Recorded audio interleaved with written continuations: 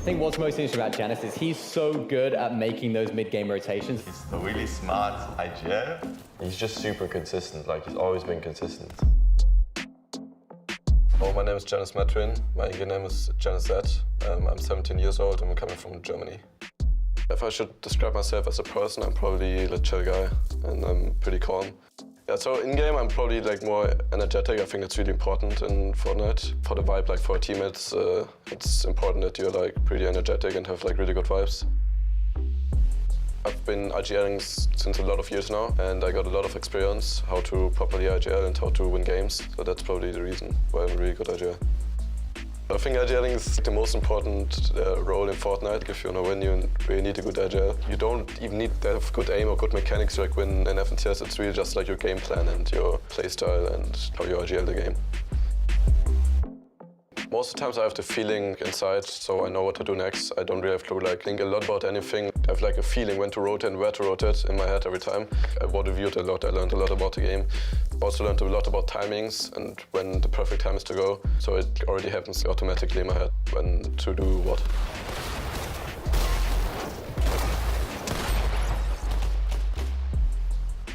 They started off well. This is their chance. This is their moment. Yeah, unfortunately I missed qualification for the FNCS Globals by 1 place last time. So in the last major we were first by like a mile after day 1. Clearly they are. I mean, first place, there's a gap too between first and second place. 342 points for first and 275 for second. They just have to maintain it. And then, unfortunately, there was like teams like landing on us. We land on a split drop, so it was really hard for us to eliminate them. Since it was a split drop, they can just land like on the other side how we do. So this major, I found the new drop spot. So if we get contested, we can easily eliminate them. When you're like actually up there winning tournaments and then you get a really big disappointment placement, it really hits you, and it's actually a really bad feeling if that happens. I really want to keep winning, especially when you won some FNCSs and some cups already. You really want to keep staying up there and keep winning tournaments. Yeah, losing isn't as bad as it seems. You learn from losing and you keep working harder after losing and you get more motivated. So losing definitely isn't like that bad of a thing. I feel more confident to come in this one since I lost the last major, like I didn't take home the win. So I definitely feel more confident to win this major.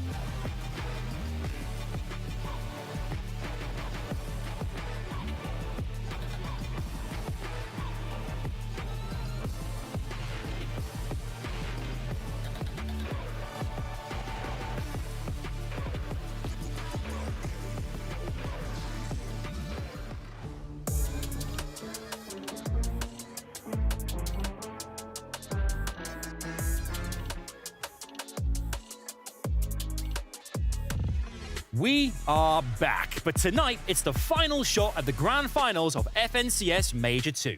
The pressure is on for Surge Week, as you either need a victory royale or finish in the top 5 at the end of the day to secure your seat next week. Former FNCS champion Hen is in the lobby tonight with his duo Paco. Both have what it takes in terms of knowledge, experience and mechanics, but tonight they have to gear up as the competition is not going to be easy to nab a Grand Final spot. Will they make it happen? Vico and Kylie are also competing tonight, and these guys mean business. While Vico is one of the youngest talents in the competitive Fortnite space, Grand Finals is where he belongs. People are cheering them on this weekend, but can they handle the spotlight? Lastly, we're going to see Pablo Wingu and Bevies fighting for survival. While barely making it into Surge Week last weekend, they're now here to solidify themselves and prove that they belong among champions in the Grand Finals. No time to waste for them. The pressure is higher than ever, as many teams have a chance to join the 40 best teams of EU in the Grand Finals next weekend. With 5 games to play, they have to make every single one count. This is not just for fun. This is the EU FNCS.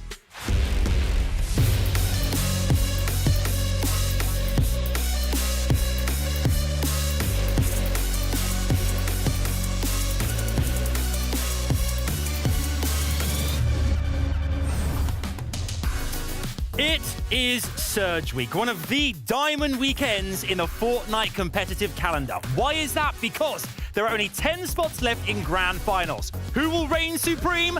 Let's find out. Welcome into FNCS EU Major 2 Surge Week. My name is Adam Savage. It feels divine being back here on the hosting throne. So much to look forward to, so much Fortnite to enjoy as well. But this would not be a coronation of our qualifying kings without a pair of our very own crown jewels now, would it? No, it would not. Let's meet our analysts. It's Mini Miner and Taco. Get in here, you two. Oh, look at you. Oh, you're welcome. This is incredible.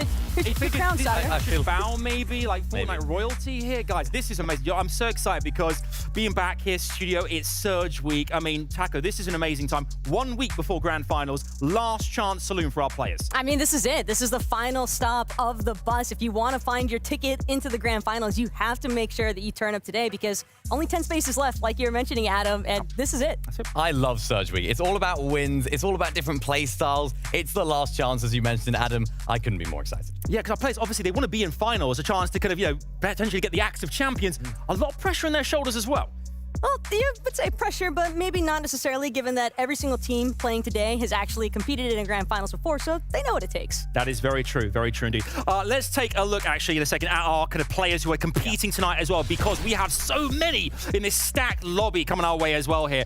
Take a look at this. There are tons of teams all still going for broke here into finals. Let's take a look at one of them first and foremost. We have to focus on here, Hen and Paco. I mean, Hen's been there, he's done it all, and this duo are desperate to still qualify here, Mini. Yeah, Hen's one of those players that has been in the EU scene for a while. He's part of the furniture. You expect to see him, but you don't expect to see him in Surge Week necessarily. But if you've been watching his games and his gameplay recently, he's been trying to form into that IGL role, and he's been struggling to find the perfect partner for that position. Of course, he was playing with Anas at the beginning of the season, but they only lasted for 1 week. And of course, then he picked up Paco. They played 2 weeks of FNCS competition, and to be here is quite impressive for only 2 weeks of playing. Yeah, especially given the fact that they really only qualified for week number 2, so they haven't really had as much time as you would necessarily anticipate or ideally want for a duo to kind of get that chance to gel together. But what's also interesting about them is that landing over at Naughty Knights, they're actually facing off against a last-minute contest process, but I think that it's still an ideal situation for them because individually, their contested win rate off spawn is actually combined for 58%.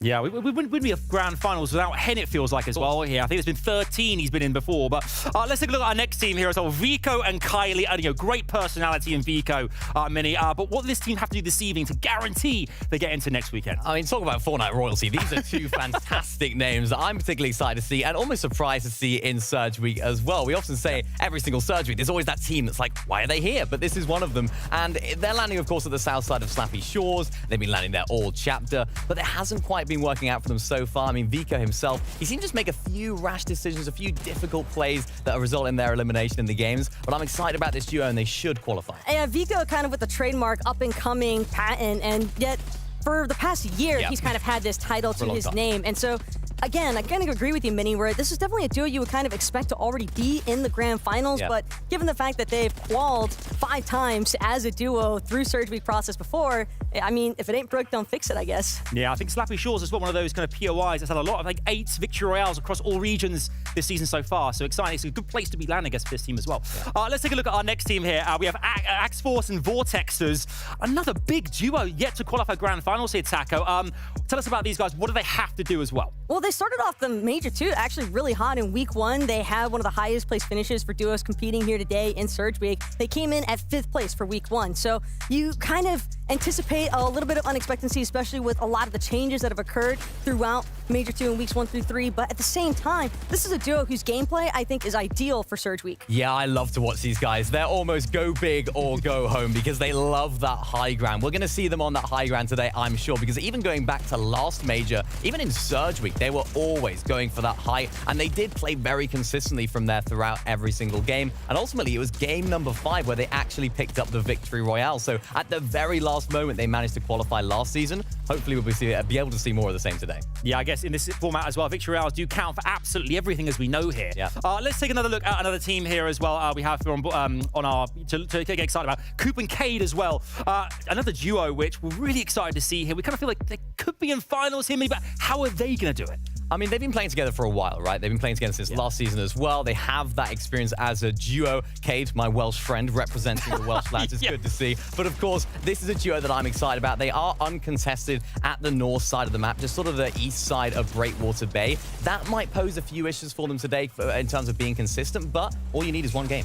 And that's the thing, is that's where chemistry and synergy in particular can really start to shine. And for this duo, kind of honing in a little bit more on their drop spot, I mean, smushed in between Coastal Battlement and Woodsy Ward, they've got 2 Scout Regiment footlockers to kind of pick apart there and try and utilize that ODM gear for some nice mobility, some nice rotations. Of course, that ODM gear is so important. If you haven't practiced with it, it can get a little bit difficult to use in the end game. So I hope that this duo put in the practice with that ODM gear, because if they can master it, they should be on for a winner. Yeah, it goes to show as well, every season things change. ODM gear comes in this year in competitive as well. Exciting stuff. You know, how are they going to manage this? We'll find out very shortly here. Now, of course, on the Fortnite FNCS broadcast as well, we love to have a chance to showcase, talk to kind of like community, people in the community and players as well. And we're very lucky right now because we do in fact have ourselves one of the players just mentioned it. We're joined by Coop here right now. Yes, Coop!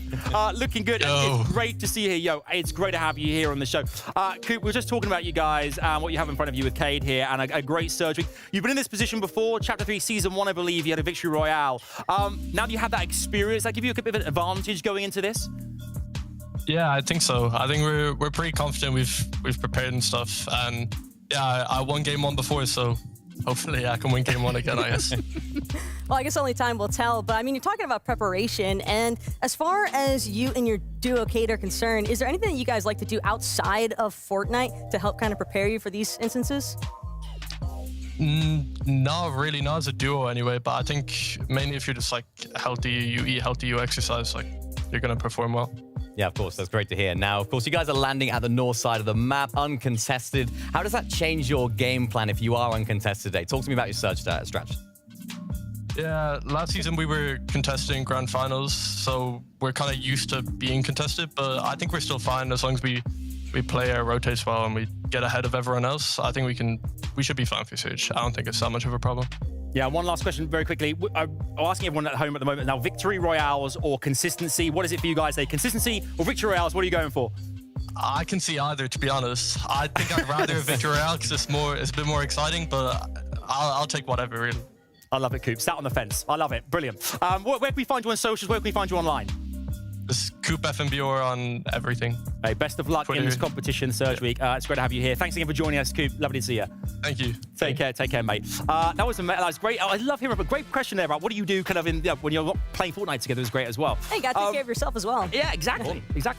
We asked there again about consistency versus victory royales. Of course, we talked to everyone at home about this regularly and about the players, what their kind of mindset is going into each of these different matchups. Obviously, Surge Week is pivotal.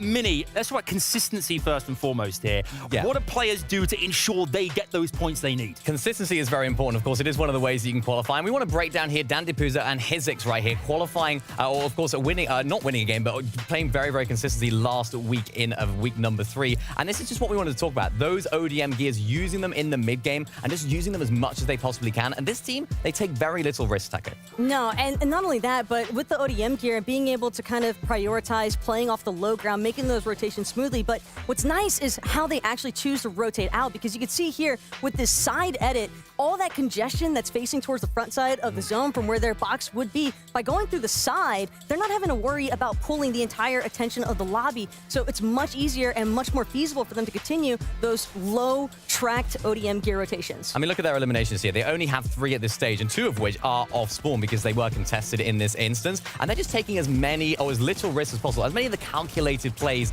as they can. We can see them using up all of their materials, trying to play out entirely what they have, all of their heals, all of their materials completely being used, and we can see it once again going out the side of this box. Instead of exposing yourself to the front side of zone, we can see the storm to their left. There's not going to be anyone there. They can then rotate down onto that low ground sector, and we see them often using this ODM gear throughout the mid game. A lot of teams will kind of shy away from that, maybe try and use those kinetic blades instead, but these guys do it really, really well. And I like the way that they're playing because they're not playing risky, they're playing consistent. And I think a part of that also kind of stems back to their original drop spot in general. By being towards that patio side of Meadow Mansion, they're able to not only capitalize on collecting 2 ODM gears because they clearly like to prioritize them. Unfortunate instance there for Hizix with the missed edit. It happens to the best of us. But at the same time, they've set themselves up for success from the very start because they had the damage that they needed. They knew that they could look for a solid placement, and it put them in the leaderboard, and that's what matters. They certainly did. Now, we talked about points, obviously, consistency, how that works out, but victory royales. Now,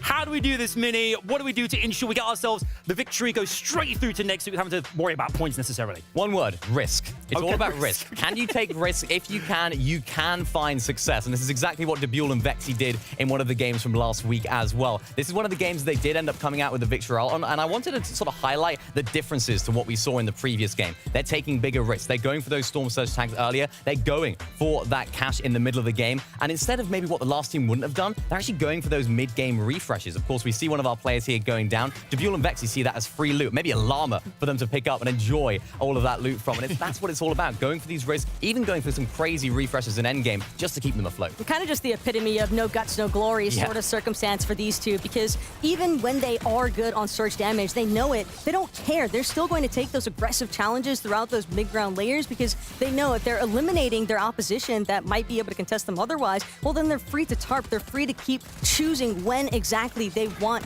to challenge. And it's that luxury of actually understanding, okay, this is the ideal situation to actually go for it.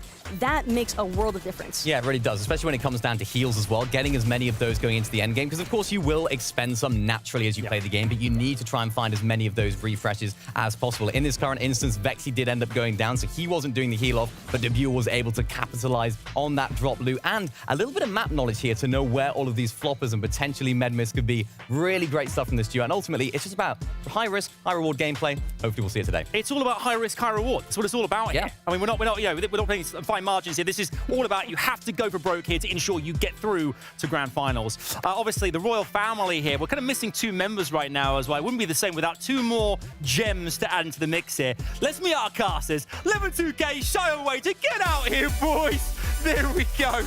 Oh, it's so good. Oh, I love that. Do you know what? I love that. Wow. I love you start a last-minute edition. I love it. Come here. Come here, my man. Yeah, I'm on tiptoes. I don't care. Come here. Come here. It's good to see you. It's good to see you. So it's really good. I mean, this is. I mean, we've been talking about how hyped like Surge Week is in general here. Obviously, grand finals next weekend, but this is the last chance for players now to go through to that kind of next round. Levin, why do you enjoy this week so much, and what do you think is going to happen out there as well? It's Fortnite Battle Royale in its purest form. Yeah. Winner takes all, that's the most important thing, right? Of course you get the consistency, but we don't focus on that, right? We focus on the 5 minutes. That's the more fun part of the weekend, right? Yeah, fan favorites on their last line. There's no better steak smelling or seeing than this. That's right. I mean, thinking about teams as well, we've actually highlighted some in the kind of pre-show here now as well. Any teams that kind of particularly you think was worth focusing on as well that kind of really stick out to you that could go the distance? Well, it's got to be Vico and Kylie for me, man. They should be a lock to qualify through, right? This is a team that's made it through this kind of format many times. Many people would have expected them to make it to finals anyway. I expect them to do it. Absolutely. T-Chips, the Siptos, they got space, they have rotation. Definitely possible. Well, look, it is that time, guys. We're going to get ourselves ready to rock and roll now because I believe that we are almost ready for Surge Week to begin here. We can't wait here. We're going to jump right on into the mix. It is time to feel the rhythm, feel the ride. Get ready, Fortnite fam. It's Surge Week time. It's time for game number 1. EU Surge Week, the region that has some of the most sludgy competition. No one wants to lose in 5 games where they have to make sure they give some space to their teammates and enemies on the line. It's make or break, and for so many of these different teams, it's a season where many of them wouldn't have expected to be here. Many of them shouldn't even be here, but there are no more excuses. You have to make these 5 games count. Yeah, Shiloh 11 on the mic for this Surge Week here today. 5 games, you either win and pass by or get top 5 consistency throughout the day and also make it towards the grand finals. That first game is live, it's active. So many stories throughout all the qualifiers. We had a pizza party in week 1 and 2. that pizza party had less pizza, still a little bit of heel-off party in week 3. This time it feels like 11, each player has to win 2 games. Well, the interesting thing about that, right, Shiloh, is that when you look at this style of game in previous seasons, in previous chapters, you know, oftentimes in some of the games, you expect to see a heel-off come through at some point, right? One team will make some sort of crazy heel-off play. It's exciting. This season, all the teams in the lobby have been conditioned to heel off all season long, so I expect to see so many of them going for it. Already we're seeing some of the off-spawn battles happening all around the map. Some of these are so brutal, right? Because it's like you're really counting down the games as your season goes by. You have to win off-spawn. It's a coin flip that's accelerated in time. So fast and boom, it's done. 1 out of 5 chances to make it towards the grand finals absolutely deleted. Pablo, Bevies up in the business, so dominant week 2 of last season. To see them in Surge Week, not even just in Surge Week themselves, but silently, it seems like. How is this possible? Look, I think when you look at the trajectory of this team over the past chapter, it's so perplexing. Last season, it looked on top of the world. It looked like they were set to become an established elite tier 1 team.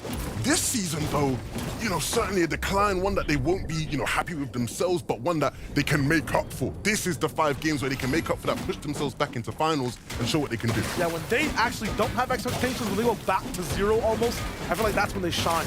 And with stakes up the wall right now, when they have their backs on the ropes, this is where these guys can be as aggressive as possible, go against the grain. That should be fun. Another big name that I just saw looking at things, Freemock, playing Fortnite FNCS EU Surge Week. The brain, the aggression is here. I mean, getting bullied right now, but that's an awesome sight to see. Yeah, and on the other side, right, the team that's actually taking shots at them right now, Raisin. Right, we saw him many seasons ago with Peña making things happen in FNCS finals. Ju, of course, is someone who's been there as well. Like, these are a lot of players, a lot of names where you think, why are they here in Surge Week? But already, right, we're back to, you know, what actually is a Fortnite game about, and these guys right now trading for Surge early on. Both teams knowing and understanding that you have to get Storm Surge dealt with early on in the game, as when it gets later and later, it becomes so much more difficult, Shire. You have to make sure you prep things up, and if you want to prep up a watch party yourself, there's a clean feed that you can use. Eclipse and 45th in series points. They're going to be moving along, probably prepped up too. This one's an interesting one to me, right, with Eclipse, because, you know, a couple weeks ago we interviewed Eclipse and his brother Twy. Now, Twy's playing with Jalen, and they've qualified through to the finals in spectacular fashion. Everybody is happy about that, you know, seeing Jalen in the final. But coming into the season, Shayo, everybody thought Eclipse was better than Twy. You know, they thought, big bro, he's the guy, he's the man, he's the one that's the better brother. But he's not in the finals right now. He's not qualified. His little brother's qualified. He's not. If he doesn't, the power standards they're gonna change in the household. Yeah. Honestly, you can offer me any amount of money if it's a power dynamic with a sibling, brothers especially. That is stakes that are unmatched. Yeah, absolutely. I think we're gonna see breakfast tomorrow. He's gonna take a bigger share of the eggs, all the sausages. He'll have it all. Now throughout mid-game, the zones have kind of changed throughout the dynamic of this season versus last season as well, right? We went from 9 all the way to 12.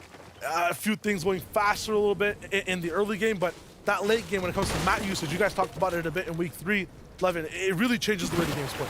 Yeah, you have to be so efficient in the way you sort of go about these games. Almost everything that happens early on has an effect, right? It's a domino in that sense. For Hen and Paco, again, I feel like every time we switch to a team chat, we're going to be thinking, how on earth are these guys here? Hen is a 3-time FNCS champion. Not qualifier, champion. I feel like for these guys, or just Hen specifically, it's been a struggle to find the maximum speed in his vehicle, in his car. It looks like, I don't know if it's the gear shift that's different, it's whichever duo he's kind of slotting in. Paco for this time is what he has to work with, right, in terms of leading. How well can he enable him to get those eliminations, to be the kind of, you know, the driving force behind this duo? Yeah, it's ultimately going to come down to Hen and how well he does, right? Paco has played with great plays, he knows how to follow well. If Hen can make the right decisions, lead the team to victory, they'll be well on their way, and I think people expect them to qualify. I'll be in his duo as well, up inside the box, and a little bit of trouble.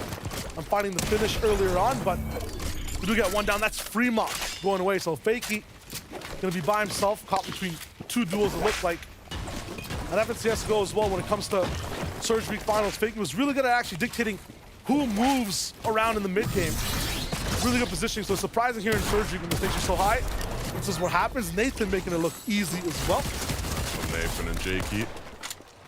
Maybe a team with an outside shot, so I'm not sure they'd be considered favorites to make it through this stage, but if they could, it'd be a brilliant story. Gotta be careful here, though, where you choose to take pit stops. Alex Scott, ball up. Moving across their POI, but if you're a bit too exposed, people do like to just take those shots for that surge. Another fight as well. Schmecky, Gabix up in the business, but this one looks like it's about a little bit too ice cold. It's not really going anywhere.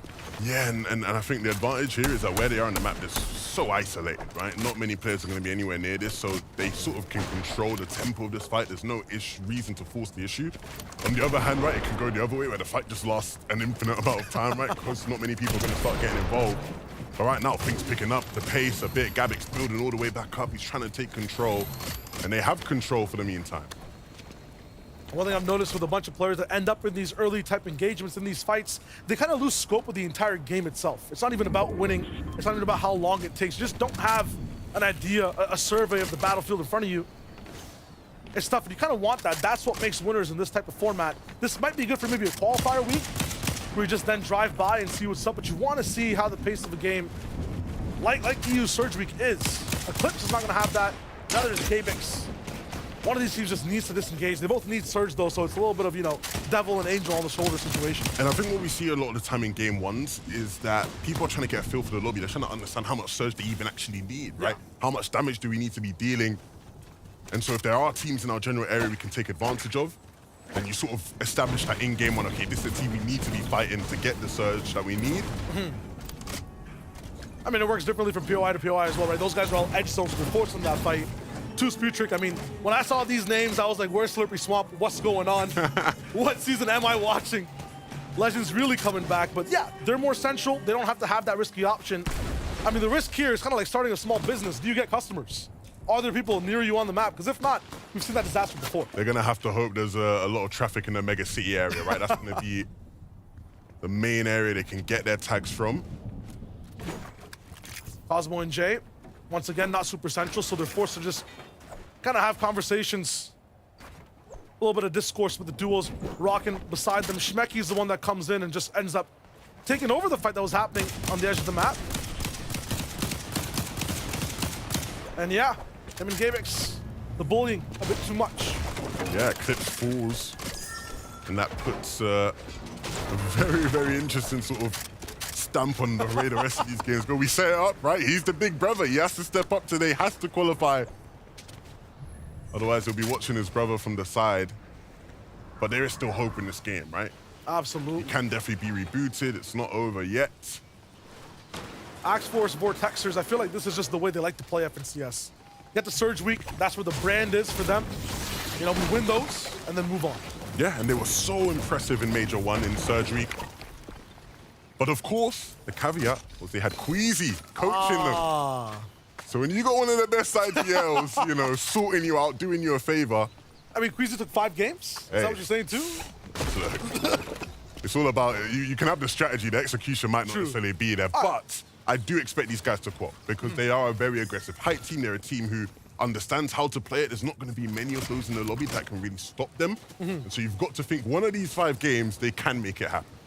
Vets on the court, the best thing about them too is that they won't be shaken if it doesn't go to plan. So 100% correct.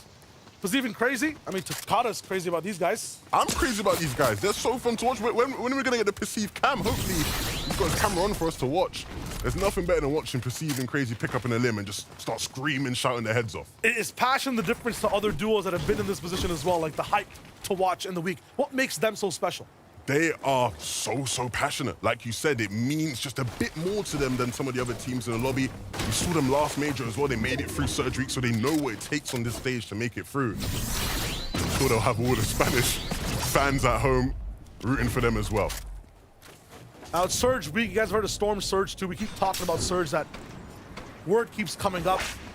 Essentially, what everyone wants to do here is not just win the game, not just get top 5 after 5 games, but game to game, the quest, the game plan for every duo is to do as much damage as possible. You'll see a threshold appear at some point on the right side.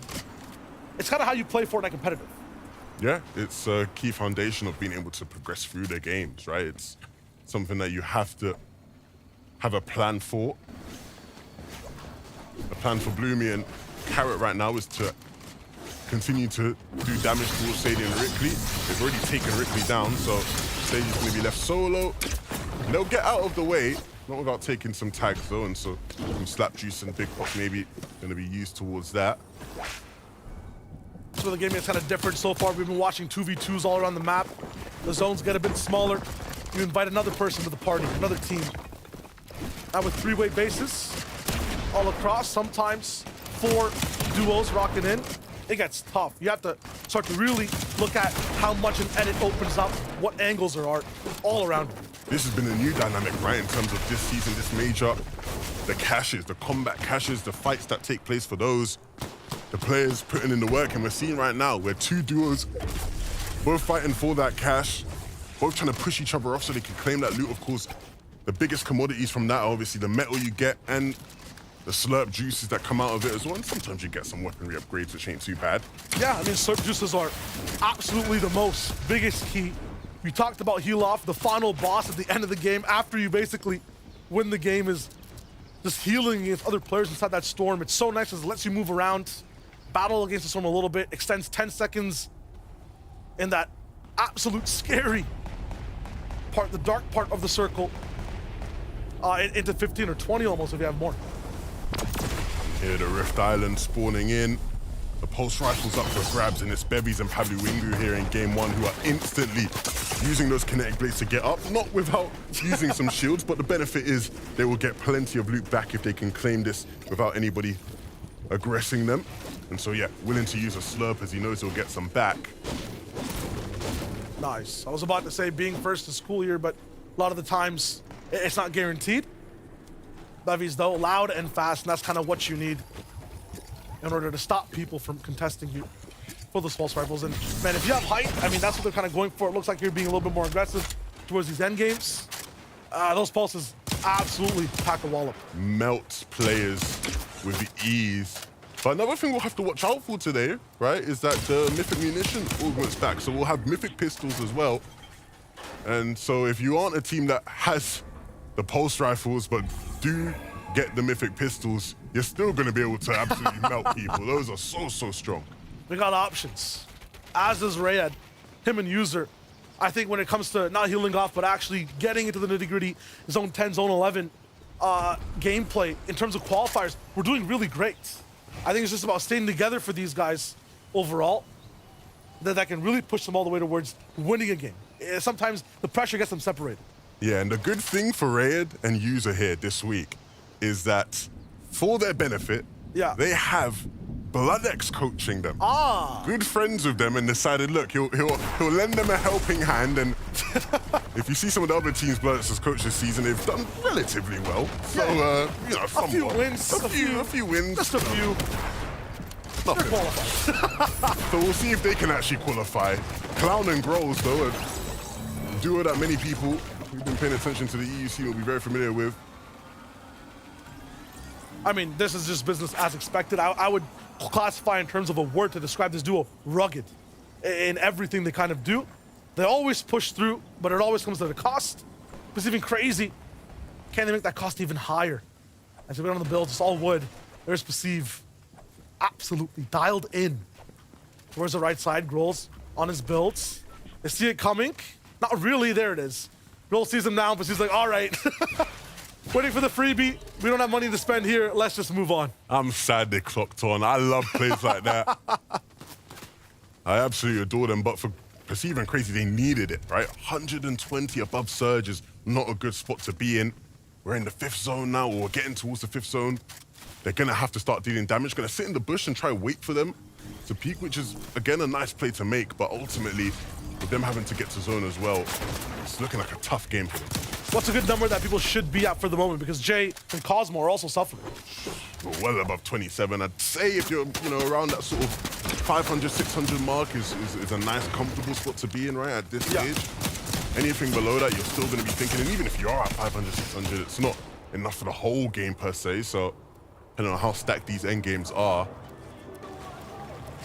Oh, you got to stay online. Lucia and Steno up in the business too. I mean, it just seems like we're kind of time traveled in so many duos that we've been watching over the seasons. All here. Playstyles clashing. Yeah, and they're obviously landing at Mega City, so they've practically not moved all game. They've been here in this area. A team I think many people think could make it through on consistency.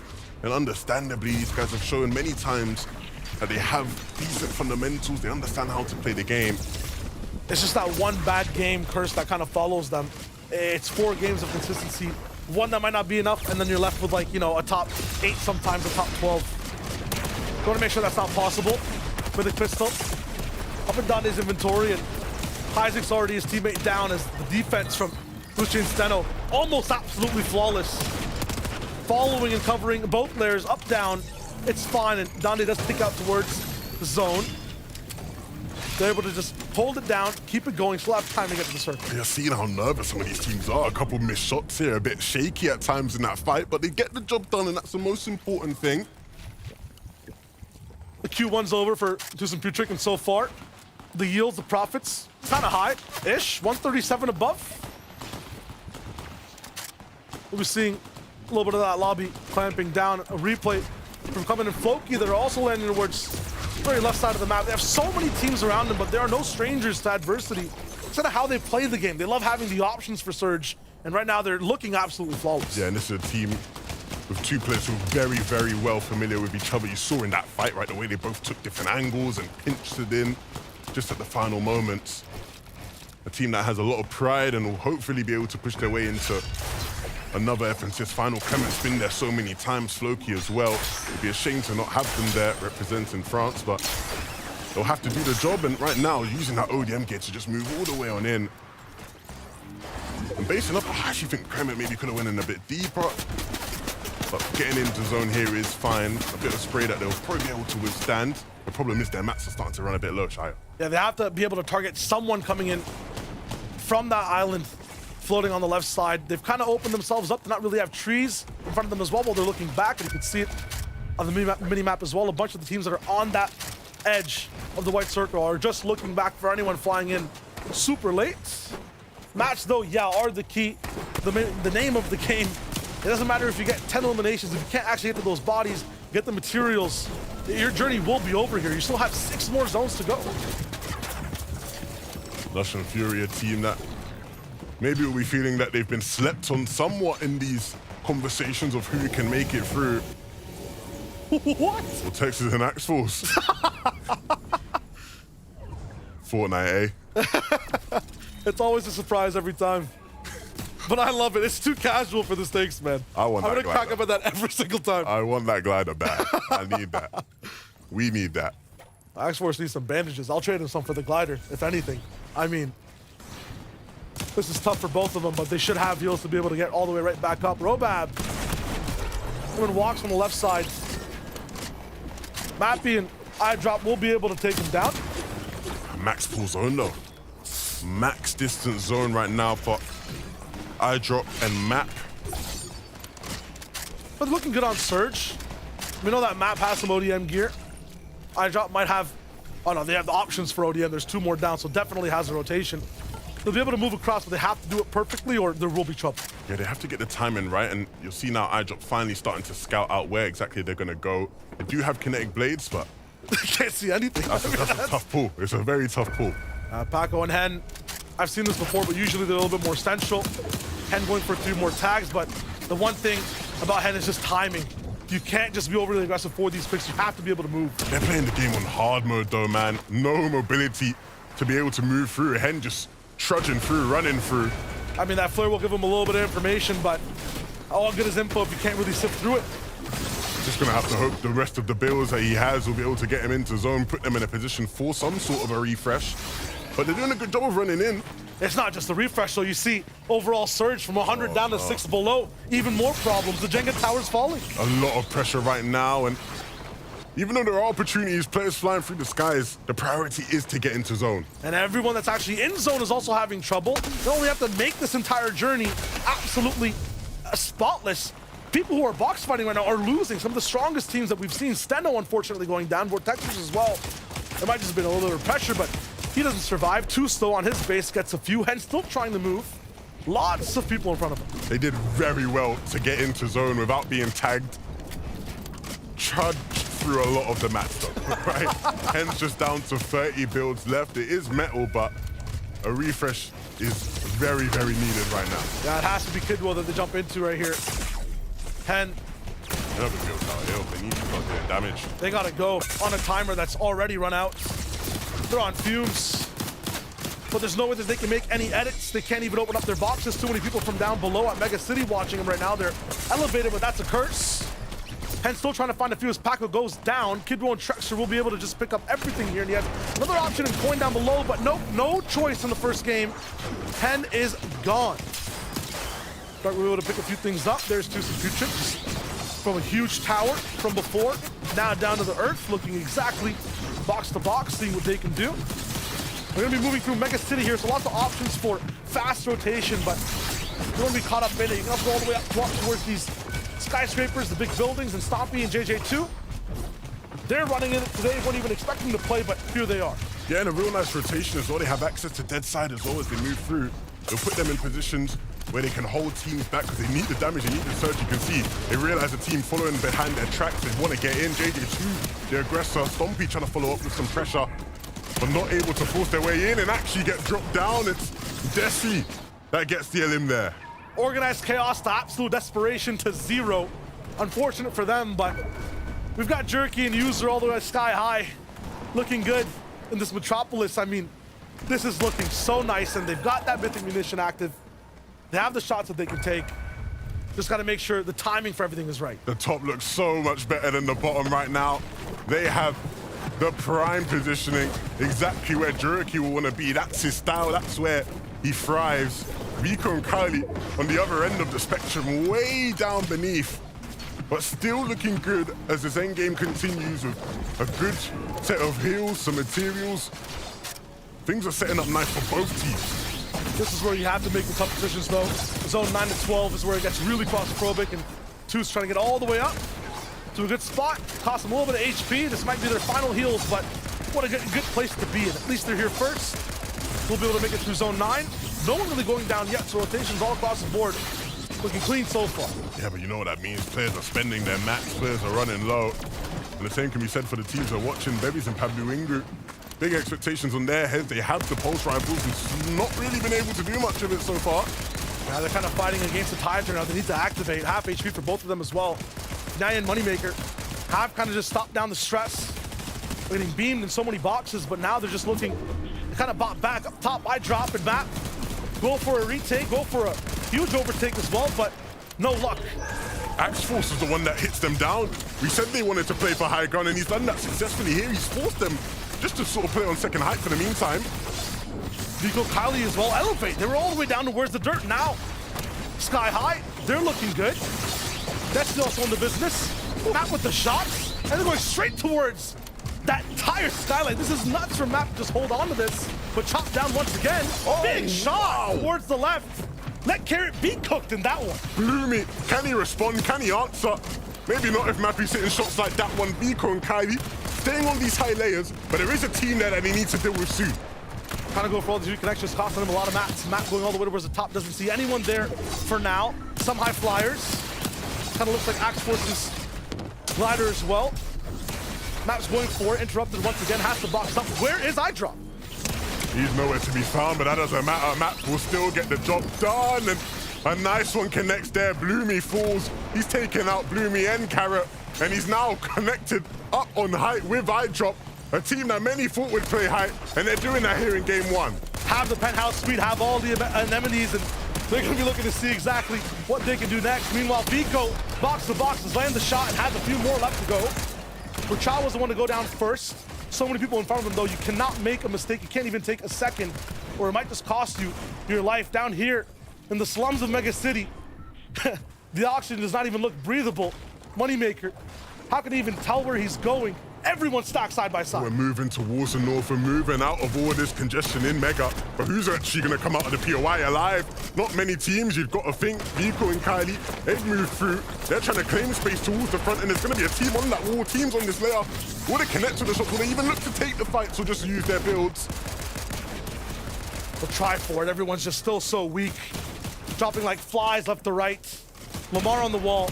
Moneymaker will go for the shot. Can't really land it yet, but as a duo have been Nyan, we'll be able to get that pressure up and down. Vico below him. They still defend. They have no mats at all. He's playing with the zone, but he's not got much HP. Barely picking up some materials now. Gets chunked down from height, and he's going to have to use this med to get him all the way back up. Both of them have one, and they're choosing themselves. It's huge, but from the top side, iDrop goes straight down and absolutely silences him out. The pressure squeezed towards the dirt. 6 splashes from map up top. All iDrop has to do is just delay, just try to do something, interrupt anything happening for this duo down below. It's Kali and Vico versus Map and iDrop. They have med mists of their own. They have heal of potential. Juriki's still in this one, but he's popping his slurp now. Maybe a bit too early. He's going to hope he can find something in the zone. There is loot there to be picked up. And so it's all really on what iDrop can do. He's deciding now to just go down to the zone. He doesn't think he can really contribute. And so Kylie now using those med mists to heal off. And is he going to have enough is the question. His team might have something in the pocket as well. Found something. Map looking for it. Got the slap juice. Pop it one more time. Has to get towards the Medness. Is there time to pick it up and actually started to tick? Yes, Jerky though, spinning. 5 HP on it, looking for anything, and somehow Jerky, the lone survivor, 15 HP, wins that final heal fight. In that 12th zone, there were so many different teams who looked like they were in prime position, Shayo, to win that game. But it's Juriki who's picked it up at the end from out of nowhere, seemingly. Where'd he come from? I mean, he had height at the start, and then boom, user's down. And he's down inside the river too. Looks like he was basically clipped into the map the whole time. No one thought of Jerky, and he just steals the win. What a game 1 for Jerky. So happy for him and User as well. Jerky actually had a holiday booked. He didn't want to play Surgery. He had to cancel his holiday back to Croatia just to play. And he said, I'm in, I'm out, I'm going back to Croatia. I'm going on the flight. He's probably booked it for later tonight. He booked it halfway. They had high ground. He's like, give me a second. Let me book it. And they're going straight towards Grand Finals. What a way to start the day. That is how you get your business done. Juriki and User, they will be playing in the FNCS final. Many people would argue they shouldn't have even been playing in Surgery at all. They made it a one and done. Absolutely. There's so many more duels that have that same caveat. A few on, and just more information on them. Adam and the analysts, they have it locked down. Yeah, we certainly do hear that. Well, we did. Where did that come from? We did not expect that at all there. Juriki coming through and getting the victory royale there. Then we were focusing on iDrop's duo, and we looked at Vico's as well. And suddenly out of nowhere, 15 health left at the end there as well. Mini, it was so close. They've gone through, they've done it. It was so close. And when I thought Juriki, and even Levin said on the cars, he's gone into the storm too early. He popped that slurp way too early. He was just running. And I was like, where's he off? And he went in. He must have found something earlier on, made a mental note of it, said, okay, there's splashes there, there's slurp juices there. Whatever it is, I'm going to go back for it. And he made a great decision. And that's the beauty, I think, of kind of just taking advantage of all that congestion that was building up in those mid and low ground layers over a mega city, because everybody was so confined. So Juriki, I think, just really able to, again, take note of what was available on the ground levels. And when we first saw him booking into the storm, you kind of, that's, all she wrote. You want to write it off, but he just makes it happen. I know, and so many factors to consider there as well. You think about that kind of end game where we are looking for high ground, looking for what you have in the inventory, health and whatnot. But if you manage to style out as Juriki has there and just know how to survive, Mini, it pays off dividends come Surge Week. Yeah, I mean, historically, Juriki has been a high ground player. And I remember all the way back in Chapter 3, Season 2, I predicted Juriki every single week in the semifinals, which is a similar format. You could qualify with the Victory Royale, and he let me down every single week. He couldn't quite pick up the Victory Royale. It didn't quite happen, but now he's done it. In game number 1 here, Major number 2. I couldn't be more happy for him. I mean, Taka, we got some of the stats here on screen as well here. Walk us through here. What really jumps out to you as well at Juriki here? I mean, as far as Juriki is concerned, again, this is just a name that you would kind of expect to have already qualified into Grand Final. So it's not honestly that surprising to see him win with the Victory Royale, but getting it done on the first shot, I think, is what matters most here. And this is an FNCS winner we're talking about. This is a Chapter 2 Season 6 FNCS winner alongside Queasy, and it was a great performance there. He hasn't quite been able to live up to that same success since. It hasn't quite worked out for him in the different, different formats, different duos that he's had. But hopefully now, booking a ticket to Grand Finals, hopefully he can make it happen. Yeah, interesting as well, though, as well. I presume the rest of the lobby are looking out. So, two teams there, battling it out there. Both have, like, I think, 6 eliminations each here. Makes a big difference, but now those points are still in the game because neither qualify with Victory Royale. So we have our stats here, the standings after the very first game here. We can see Vico and Kylie there.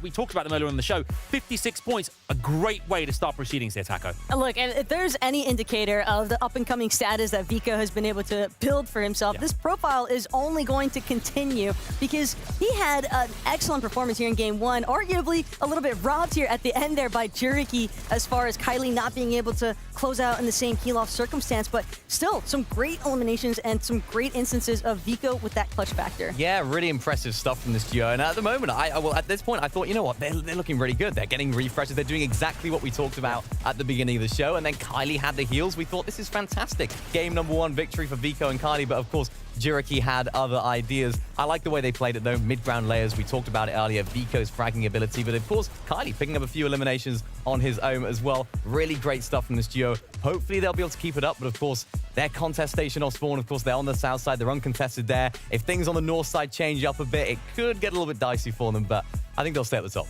Yeah, they certainly will. I mean, you've got a few teams here, you've got 56, 50, 48 points. That's a great start for a lot of teams here who have come in. Eliminations looking good as well here, Taco, which I think is a big factor here also. Yeah, eliminations, I think, jumping up to being worth 4 points now for Surge Week, I think is making a bit of an impact as well, because players don't necessarily have to play exclusively for placements. They can look to kind of escalate their point process just through elims. And I think the biggest difference that I saw in this endgame to what we've seen for the first 3 weeks is often we see one team that's all the way up on high ground, just uncontested, enjoying their life. Whereas this time, we saw Juriki trying to do that at the beginning of endgame, but he wasn't allowed to make it happen. So many of those other teams were looking up there thinking, we need that because that's key to success. But as it happened in this game, it didn't even matter. No, it didn't. But what did matter as well for some of our teams were things like Storm Surges or Head and Packer, one of the teams you highlighted at the beginning of the show as well, went down to that quite early on.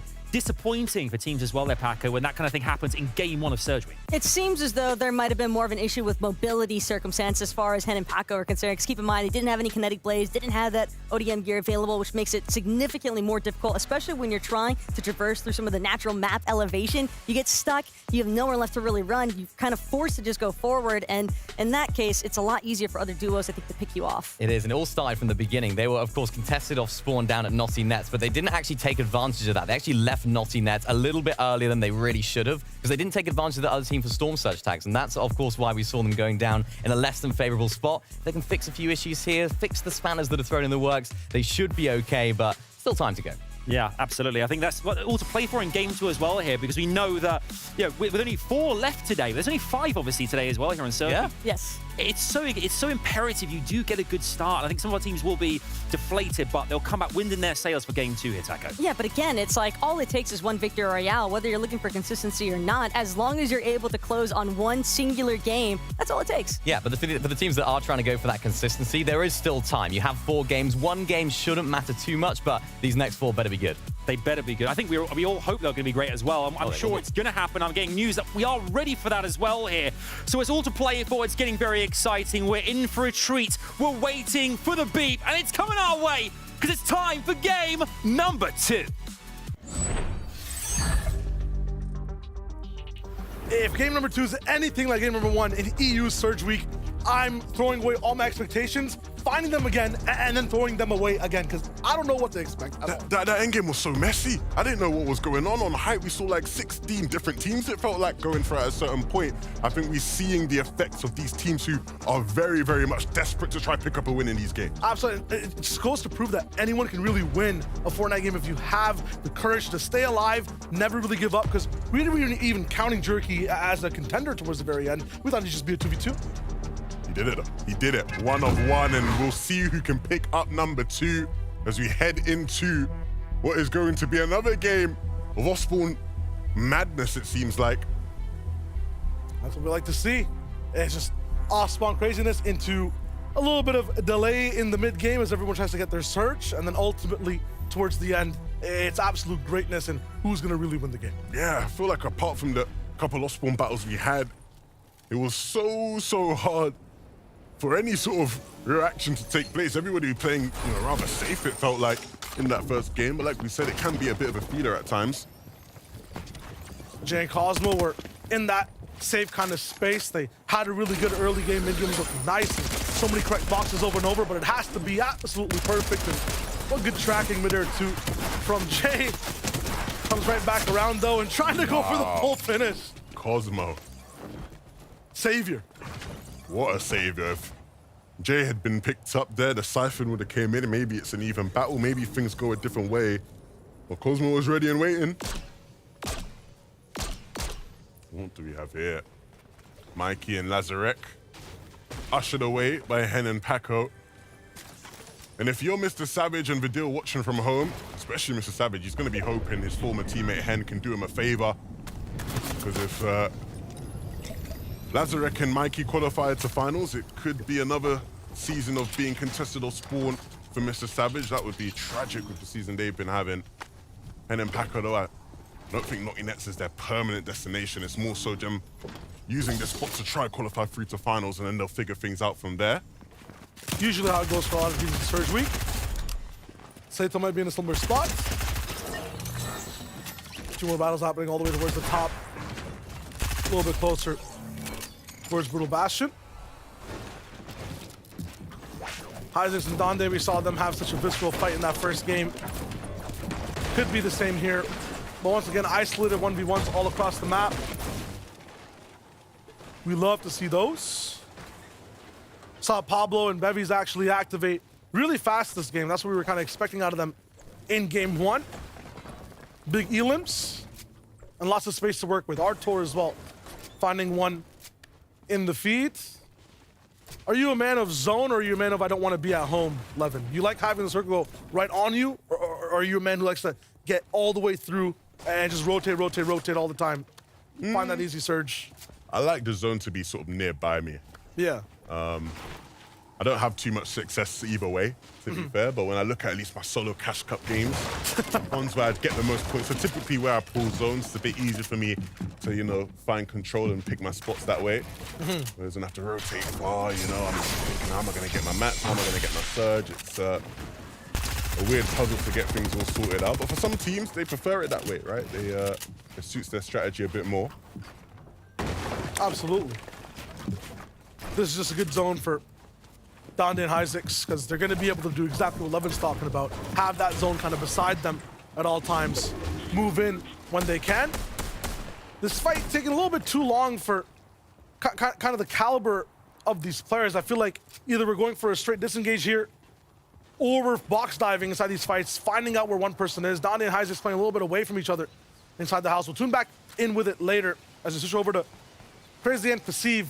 Well, I'm gonna just call kind of like the Coyotes of EU right now. They're waiting and watching players, looking for the first mistake, and then racking up on surge. I've never seen a team get so close to other duels like this. It's all just about bases. It's all just a little bit more about organizations, but these guys use stealth to their advantage. It's a good plan to have, though, right? I think if you do the preparation and you have an understanding of the timings of different teams, right, where they loot and when, if you can set up your own plan to sneak on them and get tags off, that's one of the best ways to get surge in sort of edge map areas in this game right now, and in, the highest level of Fortnite. Gives them a lot of information as well. Keeps them moving on the map too. It's glorious. It's hard to keep consistent because you make one mistake and then you're separated from your duo partner. You might not be where you want to be for the next rotation. So really good earlier on. Cosmo, although he can save Jay early in the game, when it comes to this long range fight, not so much a savior right now. Yeah, things are looking rough for them. They need to start thinking about getting the resources up in this game, material management, as well as some more early surge, right? Because they only would have dealt around 200 or so damage from that off-spawn fight, so One thing I like about Cosmo and Jay, Vico as well, is just their relative position to everyone else when it comes to mid and end game. They're really good at pinpointing where other teams are and then putting themselves as a knot to untie for that team towards where they want to go. So they kind of just are interrupters, it feels like, towards everyone else. Yeah, but that all starts earlier on, right? Yeah. Freeing to do that. Vico going for a search here. Taking shots over towards the north side of Slappy. Ali with a bit of a different angle just below to the right. I'm not sure if they're still fighting off spawn there in these games. I know there was thoughts that that's what would be happening, right? There'd be some fighting off spawn north side Slappy, so Vico and Kylie can sort of third party and get involved in that. Isn't too bad of a plan for them for Surge, right? Early on in the game. Ooh, a team who came so close in game 1. iDrop and Mappy. iDrop watching his former teammate Juriki qualify through. Does that sting a little bit, Shayo? Does that hurt? I mean, I was gonna go on the same lines of like, does it add to the fatigue of this format? It's very exciting for the viewer, right? But imagine coming that close second, and then yeah, adding on the fact that your former teammate is the one that qualifies over you. It's gotta be super rough. Can they take more of that? Is it better to maybe just, you know, go down off spawn than to get these seconds over and over again?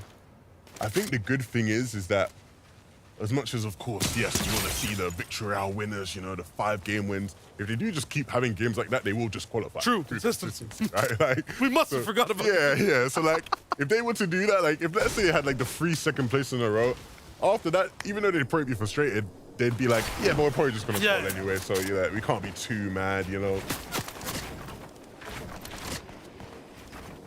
We want to see Pablo and Bevies in that timeline as well. I'm wondering how good they've been at just kind of transferring how aggressive they are, how kind of like fluid they are from, like, you know, fight to fight in semis or Surge Week or qualifiers to finals. Even if they make it through and things look good, we'll see if they're good for finals overall. We've got a few insights on drop spots and whatnots from mid-game piece from Takata. What you got? Thanks, Shayo. We're going to take a look at now that Juriki and his duo partner have qualified through that VR. There's a duo that's going to be able to capitalize that in Mega City. They did land on the east side of Mega City, so now Shrek and Happy that were contested on the northwest side of Mega City have an uncontested drop spot. Thank you very much, Takata. We'll have Takata with more updates throughout the day, but a great point, right? Obviously, once you win a game, the team that wins, they are removed from the lobby. So it's one team removed from the pool of players, and that leaves a spot open for somebody else to come through and capitalize on. I'm not sure if you've seen, I'd love to get the statistics on that one. Have we seen a team like roll in through the POI that another team won from and then just win that next game? Does that ever happen? I believe 100% on West. Okay. Because I remember making a package about this at some point, but this has happened before. Okay. Specifically high profile, where it's like, whoa, like right in the next game? Yeah. Not sure. But I know it's happened in the past, 100%. I wouldn't be surprised if it's happened like at some point in the games, but like directly the game after a team wins, has anybody gone to their POI and then just won the game again, you know? I feel like when Caddy was a thing, we had like reboot rounds. That's exactly what just kept happening. Probably. Caddy launcher into you have it, and then I have it, and then 4 teams qualify. Everyone's just looking around like, well, drop that Fatal Fields again. Hey. Life is nice. Lamar, Perchawa. We had some information on how their drop was going before as well. Very interesting as to how they split it down. Hopefully the analysts have insight on that later on, but they have a lot of fights that don't really look favorable from this box. Well, the good thing is, right, I think we saw they were able to make it very deep into that last game. Kefi was actually popping off as well in the backside of the zone. He was getting a bunch of limbs. At one point, the whole field was just his name, right? So these guys have firepower. They can make it deep into games. If they don't get the win, they can definitely qualify through consistency. Definitely a team to watch out for in that sense. Just got to be able to do it 5 times over and over and over again. Moneymaker, Nyan, looking really good in terms of just not going down. Armadillos inside the end game. I mean, so many people dropping beside their boxes. A lot of open edits from Moneymaker as well. Right-hand peaks, not getting shot even once. Eventually, of course, did fall, but looked really good at just soaking up so much damage. Yeah, we didn't talk about that much in game one, but this team was in the FNCS final last major. They were a final team. Should have been third team. Should be in final, right? And so it's their chance to do that. It's just the nature of, like, you know, pizza party qualifiers. It's tough, so different. It's not the same. A lot of people keep forgetting that it's almost a completely different game in terms of, you know, your checklist and end game, how to win completely. This is a little bit, you know, come back to old age, but it's still tough. Yeah, there's a lot of teams like that, right? I've spoken to a lot of players this season who felt this was probably one of the hardest round ones to make it through ever. Yeah. Right? Which is why I think we saw a lot of the ups and downs and different teams qualifying one week, not qualifying the other. You know, iDrop was a team that was very much like that. And so they're going to have to make the next game count because it's not going to be this one. iDrop and Matt fall at the hands of Finasian. Nathan picking them up as well. Bit of a split there in terms of who gets what out of that fight. I think both teams will be very happy, though. And a bit more, I think they're the ones that got a little bit of the damage in. And had that prime position, so many mats to work with. That's just kind of exactly what you want. But yeah, maybe that second thing we're talking about might not happen anymore for iDrop and Map. At least for this game. Pablo Wingu and Bevies box up right beside another team as well. We're switching over to more of these 2v2v2s rather than isolated team fights. There's going to be a third party active kind of at all times for everyone around, and that makes every edit that much scarier. What did Rolls and Clown do in this box? Because there's a lot of loot here, but I don't see them with an Elim at all. Got a little bit of a cache, it looks good. The island spawning in as well. Artor got one of those early Elims. A little bit of materials to make that big base. Has the claim to it first for a pulse rifle. JJ2 Stompy, we saw them have a pretty successful game as well. Really good at just tracking where opponents are, and JJ2 will put that feature that worked to good use. Is kind of just run circles around Mikey and his teammates. Get the damage, get out, heal up a little bit. They got minis down below. No walls on the right side though, that's kind of risky, but they don't mind at all. Yeah, but you saw, right, in terms of the materials he had, very much what you expect from Slappy almost, where he just has metal, has nothing else. That's what Slappy's good for. It gives you a bunch of metal, but he had nothing else to work with, so they'll need to start refarming trees and brick. The good thing is, as they move towards the north of Slappy, there's a bunch of opportunities to farm some trees and brick there. Wops, though, on the other hand, is unfortunately going down. That's so tough. I mean, yeah, I guess Roax can just use that kinetic blade now, but okay, reboot Vans here. It's all good. Health tech, maybe? They don't want to waste mets. Well, that reboot happens. There's a fight going on right beneath the Rift Island, and a very messy fight, it looks like. Axels and Vortex in the mix of it. Coop and Cage, unfortunately, not going to be beneficiaries from this one. Coop falls. A lot of these teams are going to want access to that top island. Reboot's going to be tough too, because that island will be looking down on anyone trying to get that reboot up near the lake. Cade runs all the way away, just wants to be able to at least have a game to play. Yeah, he's just gonna wrap.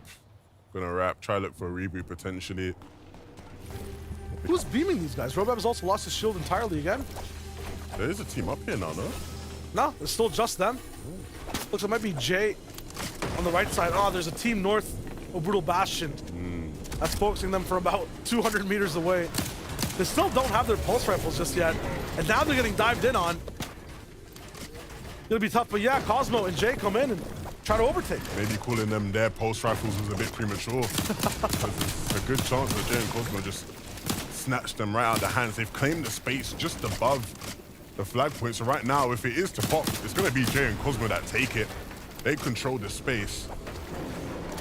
You can see Jay just sort of moving in and out of that area. It's going to allow it to be used up, but another team getting involved now. And another rift popping as well. The zone shows that this island's going to be in play for at least the next 2 to 3 minutes. So a lot of teams looking at what they can do to get their hands on some of the best loot, and if not the best position for this zone. I don't see any point that's higher. Robab's getting out of the way now. They're not going to fight for it anymore. He's going to, I think he's going to go down and try to get the ball. May still look to do that. If they have enough keys to open it up, we'll see. Does he? Yeah, he's got 2 keys. Unfortunately, this vote is not like the other three very, very powerful votes, so I'll be able to get something out of it. he already has the mythic shotgun. Yeah. Like, he'd want from a vote anyway. Whoa, what's happening over here? What's going on? This is like a whole different game. Redag and Rickmore. And still, after all that fighting, they're going to be fine with Surge. First day out here, you know what I'm saying? But first day out here, we're looking good. ODMing, and they might be wondering, where is everyone? I mean, they've all got their own little clusters to win. These guys did it so early. Yeah, and the good thing about ODMing here is that they can use these ridges, right? Like, the lines of sight towards them aren't very fruitful. Not many people are going to be able to really see them. But they're not going to be able to interact with anyone as well. I know 600's high in terms of having Surge, but if you're moving that early, give yourself a few options. That might come back to bite them if they don't stay active. I think they'll be good. I think they'll be good just because as we look through a lot of these other teams around, Yeah. right, look how many teams are just so much lower than them. True. They might be relatively high up compared to everybody else. I think they will definitely be leaders in that sense. Complete stalemate up top on this island as well. That aggression trickles down to the ice. It's cold. Axe Force and Grolls, two teams that have so much firepower, but it's Axe Force that comes in victorious. Unfortunately, this elimination might just have bad timing. They might have won the battle. What looks to be the war is lost as a reboot will take so much time. Up top, 5 more teams come in. I'm watching creative right now, and it looks crazy. What is going on? It's like we get so many minutes of silence, peace, and then in about the burst of a minute, everything kicks off. All the players fighting. What's trying to hold off now? The angle isn't the most comfortable. Falls back on this wall, edits the bottom, but Coop's rising up. But he still manages to find a way to hit him. It's crazy that Walks is even alive up to this point. These guys are the first people here. And after a Royal Rumble and 20 more participants, they still haven't fell out of the ring. Coop rebooted down again. It's deja vu for Coop. But will Cade be able to pick him up? If not, if Rox has anything to do about it, he knows where they are and he's looking to apply pressure. He doesn't want that to come through. He's all moving now, so much damage on every single team here. Cosmo and Jay, the duo to start it all, the first ones to try to go for this island invasion. Looking to still have pressure on these walls. They have that slurp juice so they can fight whatever they want. For a moment, Jay was scaring me there. He just had his back open face the rest of the lobby. Does protect himself and is going to look for the loot. They have a bunch of spare heals here. You can see the why behind this operation, though. 64 damage, now 26 for this player too, Cade. Everyone here is just so low on Surge. They have to just go for this kind of fight island. There's no other thing to do. Cade's going to make them work for it. So much so that they've decided, look, we just got to prioritize getting into zone. We're taking too much ticks when it comes to playing for heal off, right? We know that's going to be a factor in these games. They're going to have to sort of just try clear house, have as good of a game as possible. Because they're using all their heals, they're taking too much damage. Just a loss of control for some of the top teams that we saw inside game number 1. Mapasy, though, a chance here to make a name for himself.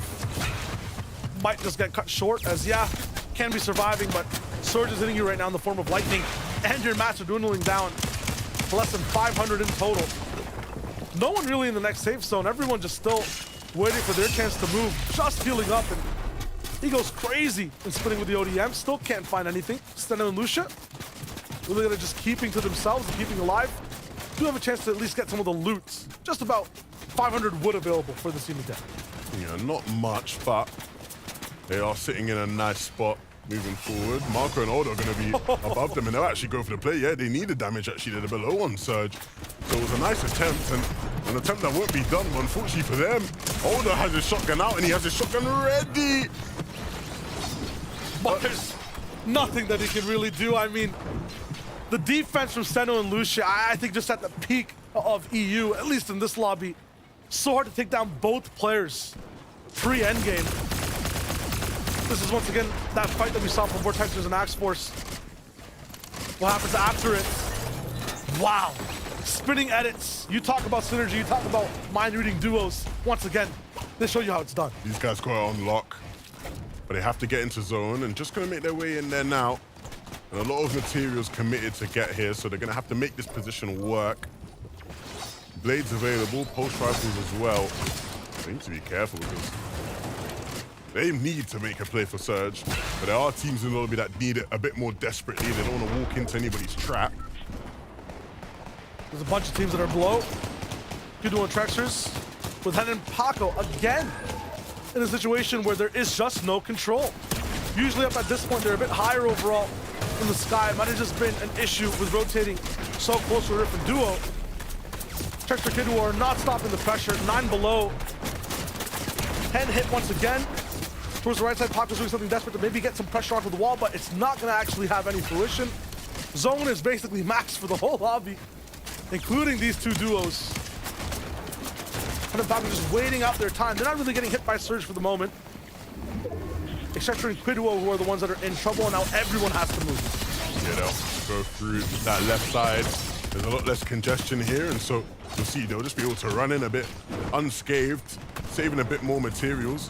They can look back. They know there's a team there. They have to hit those shots so Trexer can't connect. Down below on Surge, so he's going to have to keep looking. I like how he moves first, make sure it's kind of free for Quidduo to come in, but that link kind of broken in terms of a sight line.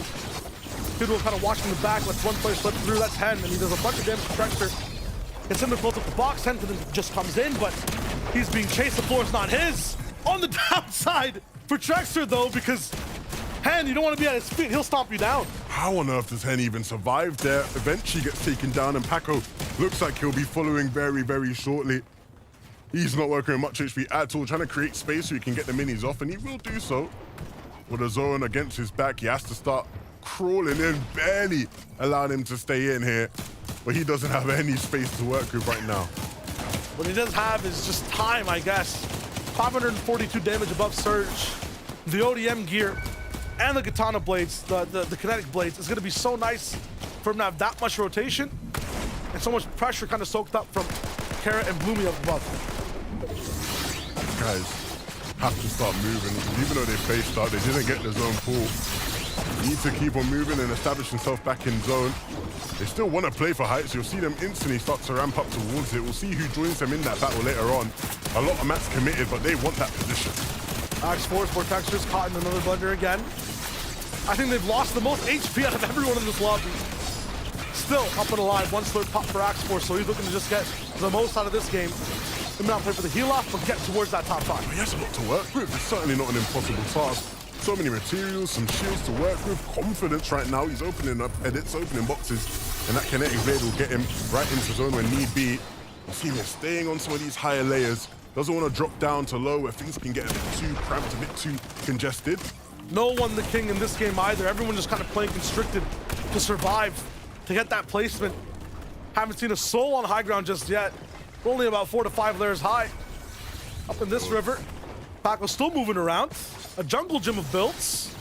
Can he climb through? And it's towards them, but he can't really conversate with him at all. Up towards the top, no builds. Locked down, and he can find a little bit of an opening. And Fernand's box, a big shot, has to go all in here. Not enough damage to really get that big one pump. It's not that favorable. Cracks in once again. A full HP Fnayan on the other side of this wall. He'll invite him to make the peek. Has the keg ticking, and Fnayan knows exactly what to do, but nope. Gets absolutely out of there. Paco looking a bit too crazy. He can't tank too much damage, and Storm barely making it in there, just at the bottom of your screens. But the team that does finally take height, it's 2 since Bootrick.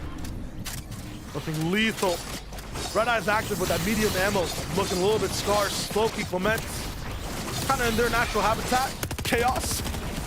Well, they're good at spacing people out beside them. You give him a little bit of an inch of pixel, Floki turns that to 114 damage with the pump. Axe Force still alive once again. Still looking a bit healthy on mats for the circle. And he's in. He's playing his map so well. He'll use that slurp now, and it'll get him back up to a good amount of HP.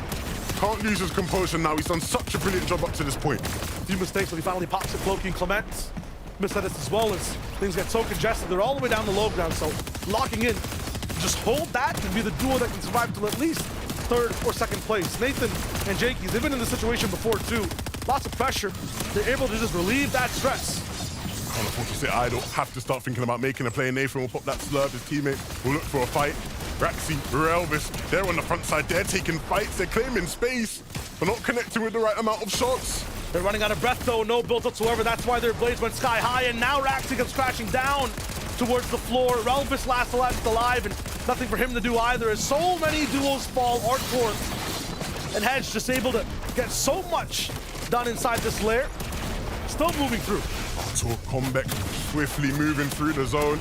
They find the space, but the maps are nowhere to be found. They need to connect to something and fast, and Floki might just give it to them. We might give them a shotgun shot instead. They've taken over. They've claimed that space, and now it's Arctor on the backside. They'll be having to use their heal bank, though, here. Still lots of control on their lair. 4 duos left. Floki backing up a little bit, letting Clement take a bunch of that pressure. Arctor doesn't have the same type of utility to be able to make these plays inside the storm, but he does have a shotgun in hand, and that might be enough. The angle on Toos denied for a split second. Finally falling, no builds, and to season knows exactly what to do. Huge shot from Arctor, and that builds, but not enough time. Floki still 8 splashes, finds a bit more. Clement climbs towards the top. He's looking for his own fight, challenging Fujic towards the sky. If you want to heal, I'll end the game. Clement's going to the finals. Another FNCS final appearance for Clement, and he really grabbed it. He snatched it. Didn't want to wait for any sort of heal off to happen. He said, nah, I'm coming up to fight, and fight he did. What a shot at the end there. Insurance plan, don't need it. I'll buy the whole product myself. That's just huge. I mean, Floki, Clement, they haven't really done it that way, Levin. It's always been clear, concise, under control, low ground, combat. But this man climbs 3 times, 2 times towards the sky, and then just drops down on Fujic. I mean, he has no mats. He gives them all to Toos. There's no chance. Genius. Floki there too for the insurance. It's such a good game. In a season where we have not seen many double-digit win games, these guys put on a show. Clement went crazy then. That's a play you only make when you're feeling the adrenaline through your veins. Absolutely. That's just like the pinnacle of a Surge Week VR, going against the grain, against the meta as well. Look, what a game that was. Let's send it back to the analysts to break it all down. What a game that was indeed. Ooh. 10 eliminations. Massive, not to mention the katana play at the end to get to the high ground, finish it in style, make it theirs.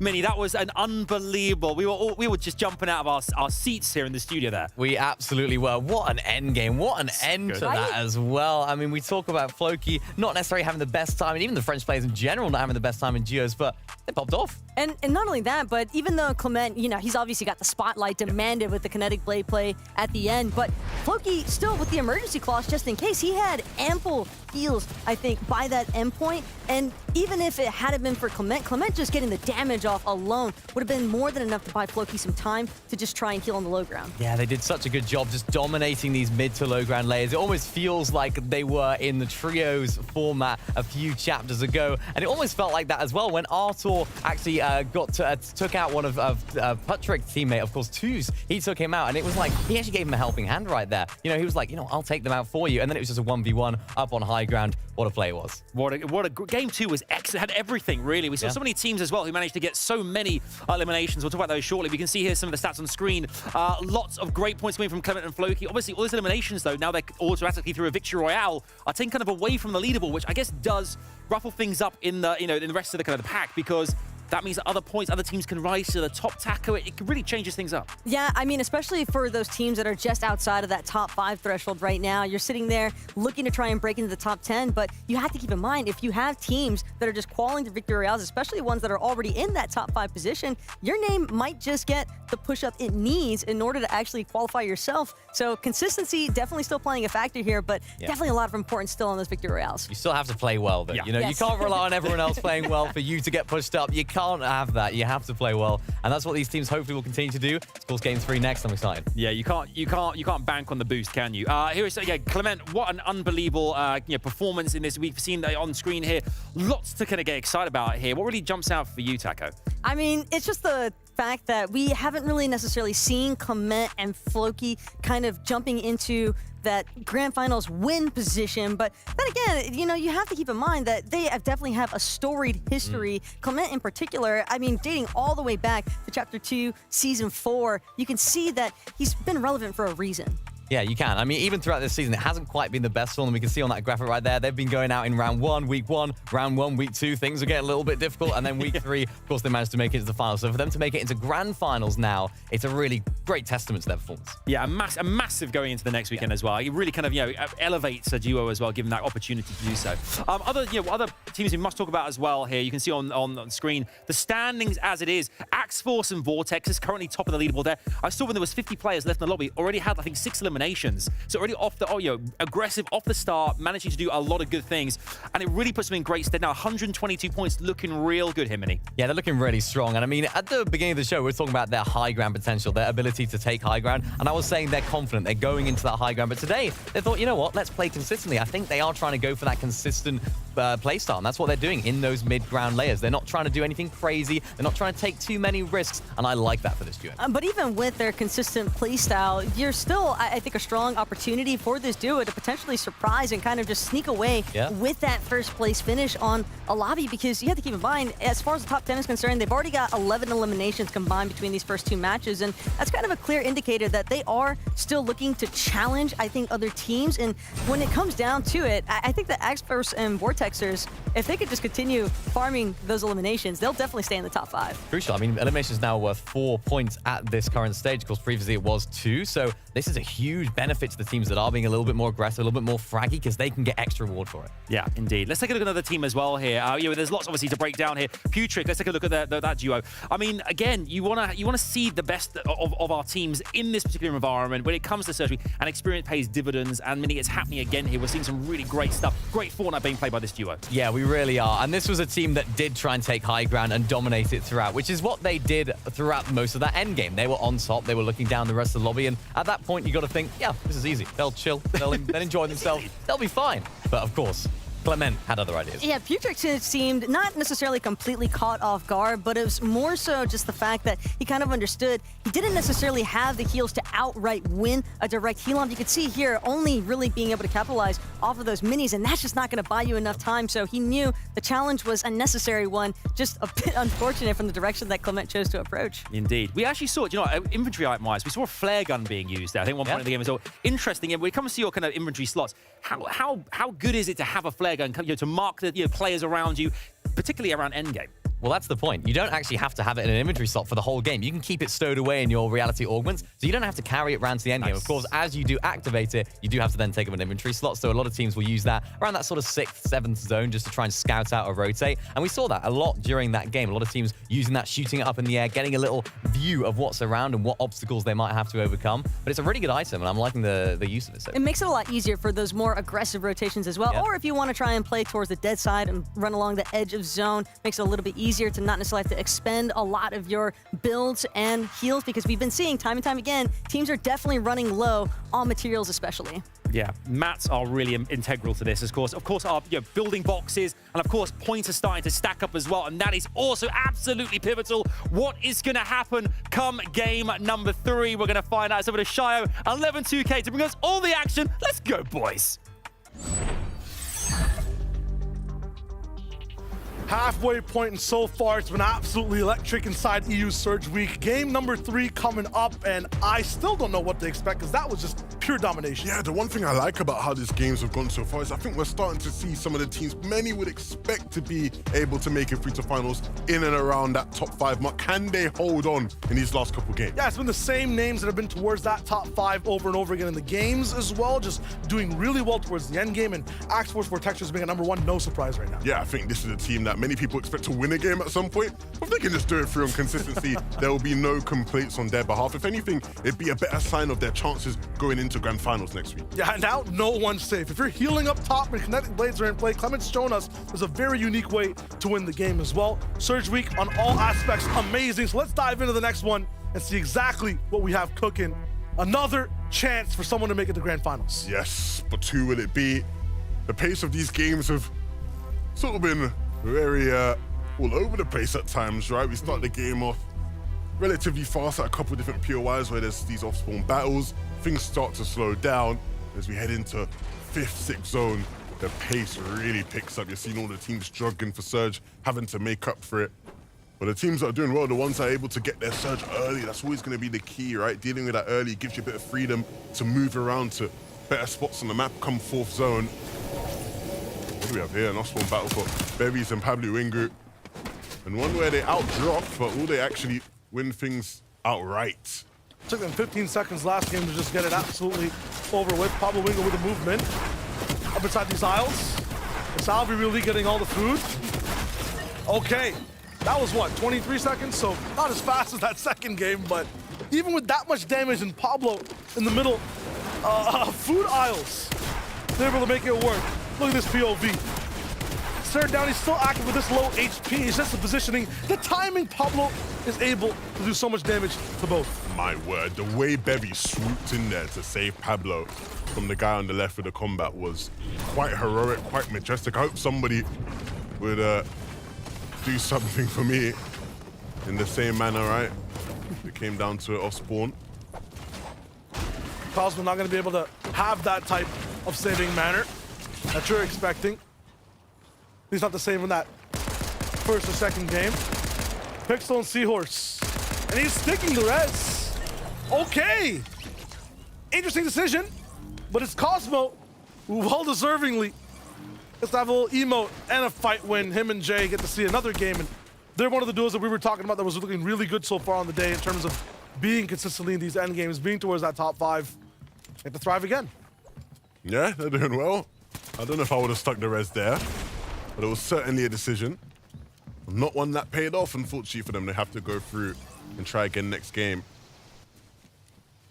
Drew and Raisin, though, in the midst of a fight, and one that they'll be very familiar with. These two teams have fought a bunch in these past 2 games. I'm liking how their fights are getting just a little bit more, yeah, absolutely solidified. There's a lot of what if between these two duos. Do you want to rotate? Are we just getting tags here? What's going on? But yeah, locked down to a house now, not just rotating, not making a big base. It's gonna go down to a one-on-one, but the story for these two duos, at least they're being able to develop their relationship. The question will be, will both teams come out on top of this situation fine? Of course, Vicky actually has the opportunity to revive. I don't know. Not gonna do anything to really stop it. I doubt it, yeah. Should be able to pick him up. Drew on the other hand has to actually reboot him. Yeah, with no mats and stuff to keep it going, somehow Drew's seen in the heat-seeking eye of someone that looks to be 300 meters away. All good. Stay inside where it's safe. Heal up. Be able to just get Ryzen up via reboots soon. Twisted Putrick, who in a different reality have their legs kicked up, water bottles in hand, vacation moded after winning the previous game. Had it basically stolen. Have to go for another one. But they played it so well last time. Let's see exactly how the game started for Hen and Paco. Looking a lot better. Classic Hen up in the business. I hope this goes well. Absolutely it does. Able to roam free on Mikey as well. More shots landed, Hen able to just pick up both. Huge for the team. Yeah, I think no matter where Hen stands in the eyes of his competitors and in the eyes of fans at home, one thing's for certain, he's always going to be a strong fighter. This guy is an absolute beast to deal with. Showcasing that there were some of those shotgun shots. Of course, the first one was a bit easy. The second one was a decent shot. Primo and Fakey, though, still having their fair share of problems here as Fakey's gone down. Need to find a game plan for what's going on in Surge. Right now, it's just, you know, struggles making it past the first fight. But once it is finished, what do you do next? Because from this position, from just having the single house, I mean, it might be a whole split. If you're getting stopped every single time, there's no way this is viable. It might just be better to completely contest a spot. We were talking about it on break. If there's someone just winning, maybe just go to that POI. Because, yeah, the free market's not looking too good. Meanwhile, Axe Force Vortexers, keep doing what you're doing. Because 3 more games, if you play how you are on average every game, you are going to the FNCS finals. I love how locked in Vortex looks every time to tune into them. I think a lot of people questioned how good they'd be out of their spot, and I think generally they have had their fair share of struggles. Breakwater Bay is not as powerful as an area as it was last season. Of course, you ain't got the hammers like you once did. But in this lobby, that's no problem. Of course, it's in the same level of what we'll see in the grand finals. Could argue far from it. They are holding their own here. Pachawa and Kefi didn't quite have an amazing game too, but maybe a chance for redemption. Looking to get some tags over towards these shattered South teams before they start to make their rotation in, and they'll be able to just sort of milk these teams for the rest of that rotation as they run in. All these guys are just going to constantly be behind them. I want that game 1 for Chawa. I want that Mega City flying in the skies for Chawa. We'll see if it's a thing. Crazy Perceived, picking up the pace as well. Usually silent, a bit too stoic. Now it's getting diabolical in their rotations. They're shooting at anything that moves immediately. Some of the switches people will have to make because they realize Surge plans might not be going to what they mapped out. Fast rotations too. A lot of the times people, from the left at least, of Annual Square, take their time coming in the circle. They are really getting there as soon as possible now, switching it up instead of going for tags as you rotate, maybe making a base as soon as possible in circle, and then looking back to shoot. Yeah, and I think we've obviously seen how Crazy and Perceived like to play Surge, right? When they're looking to sneak around, take tags at players. As you head further and further towards the middle of the map, it gets harder to do that. You have to almost look for priority positions where you can base up, get tags. Now they're definitely cutting the time they spend on each duo. Gibbous and Smecky usually looking for box fights. It'll be up against JJ2 for now. Gibbous still chasing. Looking to lock this one in. This is a fight that'll go the absolute distance. Because we're almost central circle now. JJ still being chased. Gavix is in so deep into these builds down below. It's not just these two, though, that are sharing Slappy. Newzone will come in, say that this fight is going to keep going unless one duo leaves. Mishbeki might elect to do that now. See Gavix following Shmeki very tightly there as well with the katana, literally tracking him with his crosser to make sure he's right behind Biko and Kylie. I'm sure they would have hoped that fight could continue so they could keep taking shots over towards it. Might force them to get a bit more creative in their approach to Surge and where they find their damage. See here, just patiently waiting. Biko based up here. We've seen this game after game today. Not as fruitful so far this game. The reboot, though, will provide an opportunity for shots to be hit, but actually a bit of a bait. Biko getting tagged down as he peeks to take the shot at the rebooter. So really nicely done from whoever it was that was taking shots and knew that he was going to over-peak just to try to get 3 shots. Finasian Moneymaker, though, strolling through now. They're a team that's been doing very well today. And they are rapidly moving in towards Slappy for this fight. They were a team that was waiting for people to move out of POIs to be able to get their damage active. But yeah, some of the changes that teams have to make because of Surge, they are now moving first.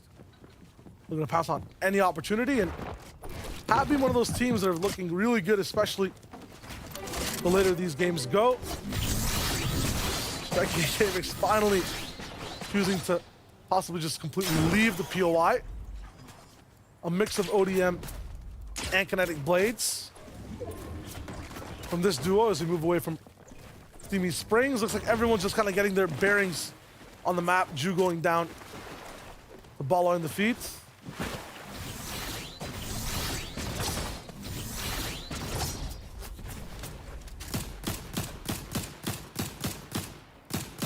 Everyone just trying to get any scrap of any fighter box they can. This game 3 seems to be a bit more desperate than the ones we've seen before. How Fremok and Fakey are even getting mats at this point is a complete question to me, because it just seems like they're running into every single duo in the middle of this map like they're a bumper car that's kind of gone off the rails. Yeah, this is such an awkward spot to be in just because you sort of have a bunch of different teams in front of you, ahead of you, behind you. So you really have to find the right timers when you start to want to move in the zone.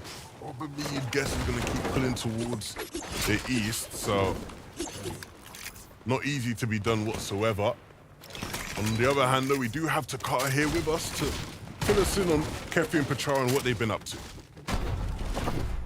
Thanks, Levin. Taking a look at this duo, they have a very consistent surge strategy. So what Kefi and Pachara do is they rotate towards shattered slabs where the vault is. And the reason they do this is because when the duo that has already opened the vault and originally gotten the loot from shattered slabs leaves, there's always a lot of duos that go and get the leftovers by that vault. So Pachara and Kefi capitalize on this and secure those extra tags. That's nice. Have that damage. Slab those slabs. That's what we like to see. Rickball and Pradaj in some trouble. Rickball ran out of mats there. Nah, at that point, there's not really much you can do, right? In a fight like this, in a lobby like this, run out of materials, it's practically done. They couldn't even build to block himself. You know, shot tripping down there. And firing Clown and Grolls. Sitting, chilling in Mega City. And the good thing about where they're positioned is that that whole southeast side of the map, they have control over. They can see everything that they need to there. There isn't really anybody there. And so if Zone does pull that way, they'll have access to it for free. But they also do have line of sight on some other teams in this Mega City area that they can deal damage to, take fights with, and maybe looking to take a fight right now with that team beneath them. Depending on whether or not they make a play for them, Clown and Grolls just grouping together as they are aware Shrek and Happy are right there. Dagzy, Hedra. Gonna be one of the only duels you see that's kind of still outside the circle on the map. What is their game plan for now? As everyone's kind of turned like gargoyles on a building, looking at the outside in. There's nowhere they can really move for free. Having bushes, but there's no one to see. Hedra and Dexy, it's tough in this position. Yeah, the teams are holding him in. I'm not sure who it is. We can't see, right? But this is such a tough choke point to try force your way through. They're going to have to expend practically all their materials to actually be able to get into zone.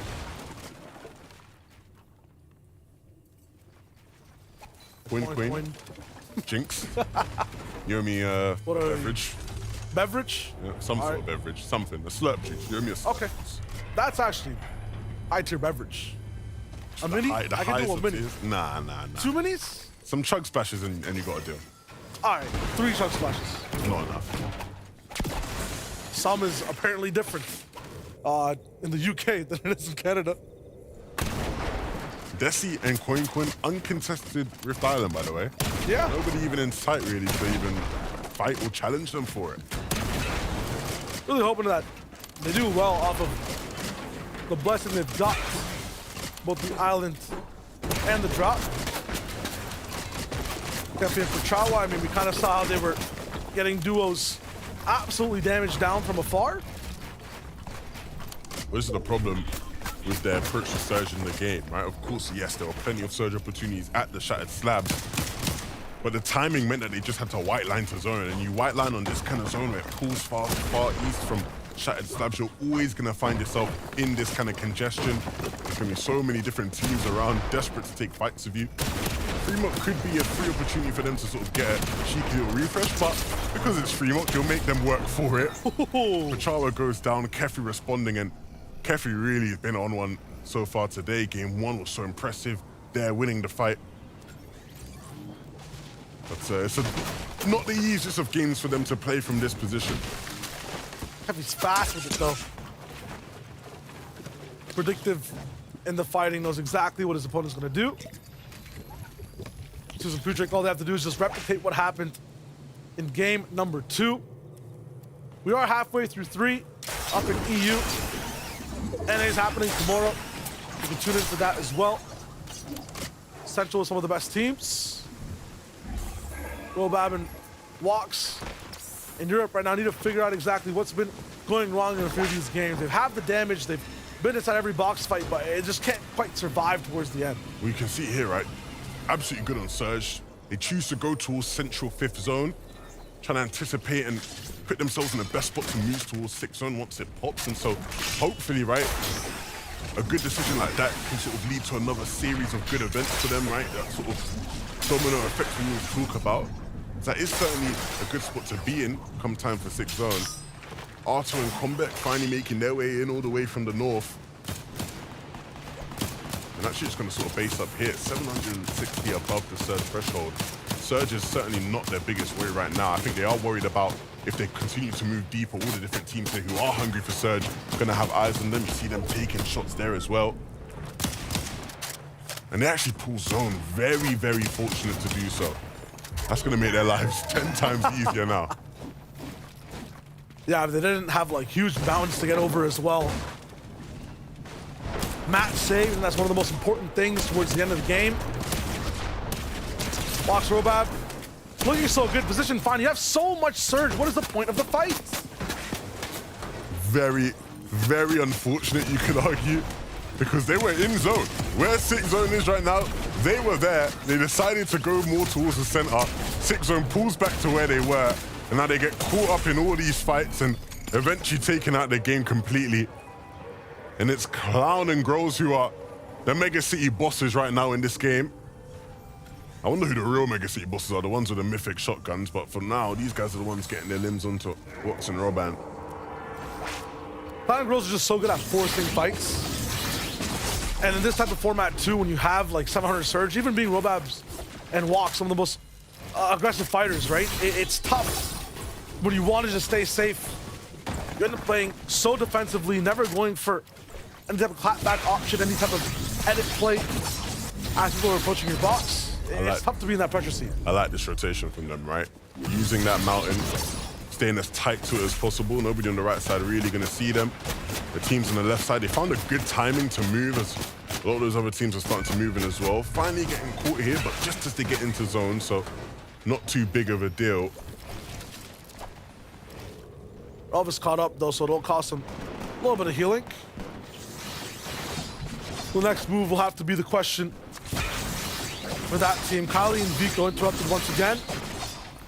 And their inventories aren't looking too stocked up at this moment. Some splashes, maybe some slurps already used from Kylie. Gotta see what Vico's rocking as well. User all by himself as Rayad's down. Yes, it's a tough spot to be in, but he does have a free path to the zone. Kinetic blades as well. And so you've got to think he could potentially make something out of this game. Max materials, we've definitely seen players do it. Vortexers and Axe Force are going to be the hardest rotation they've had so far, but with Coop and Cade still in fights with CZB and Nipsey, they'll be able to have that free move. I don't see anything that can really get Axe Force's HP up, but they pop out the chunk splashes right as I say that. Have the blaze, they gotta go. No, they have free access to dead side. Nobody in this racetrack area.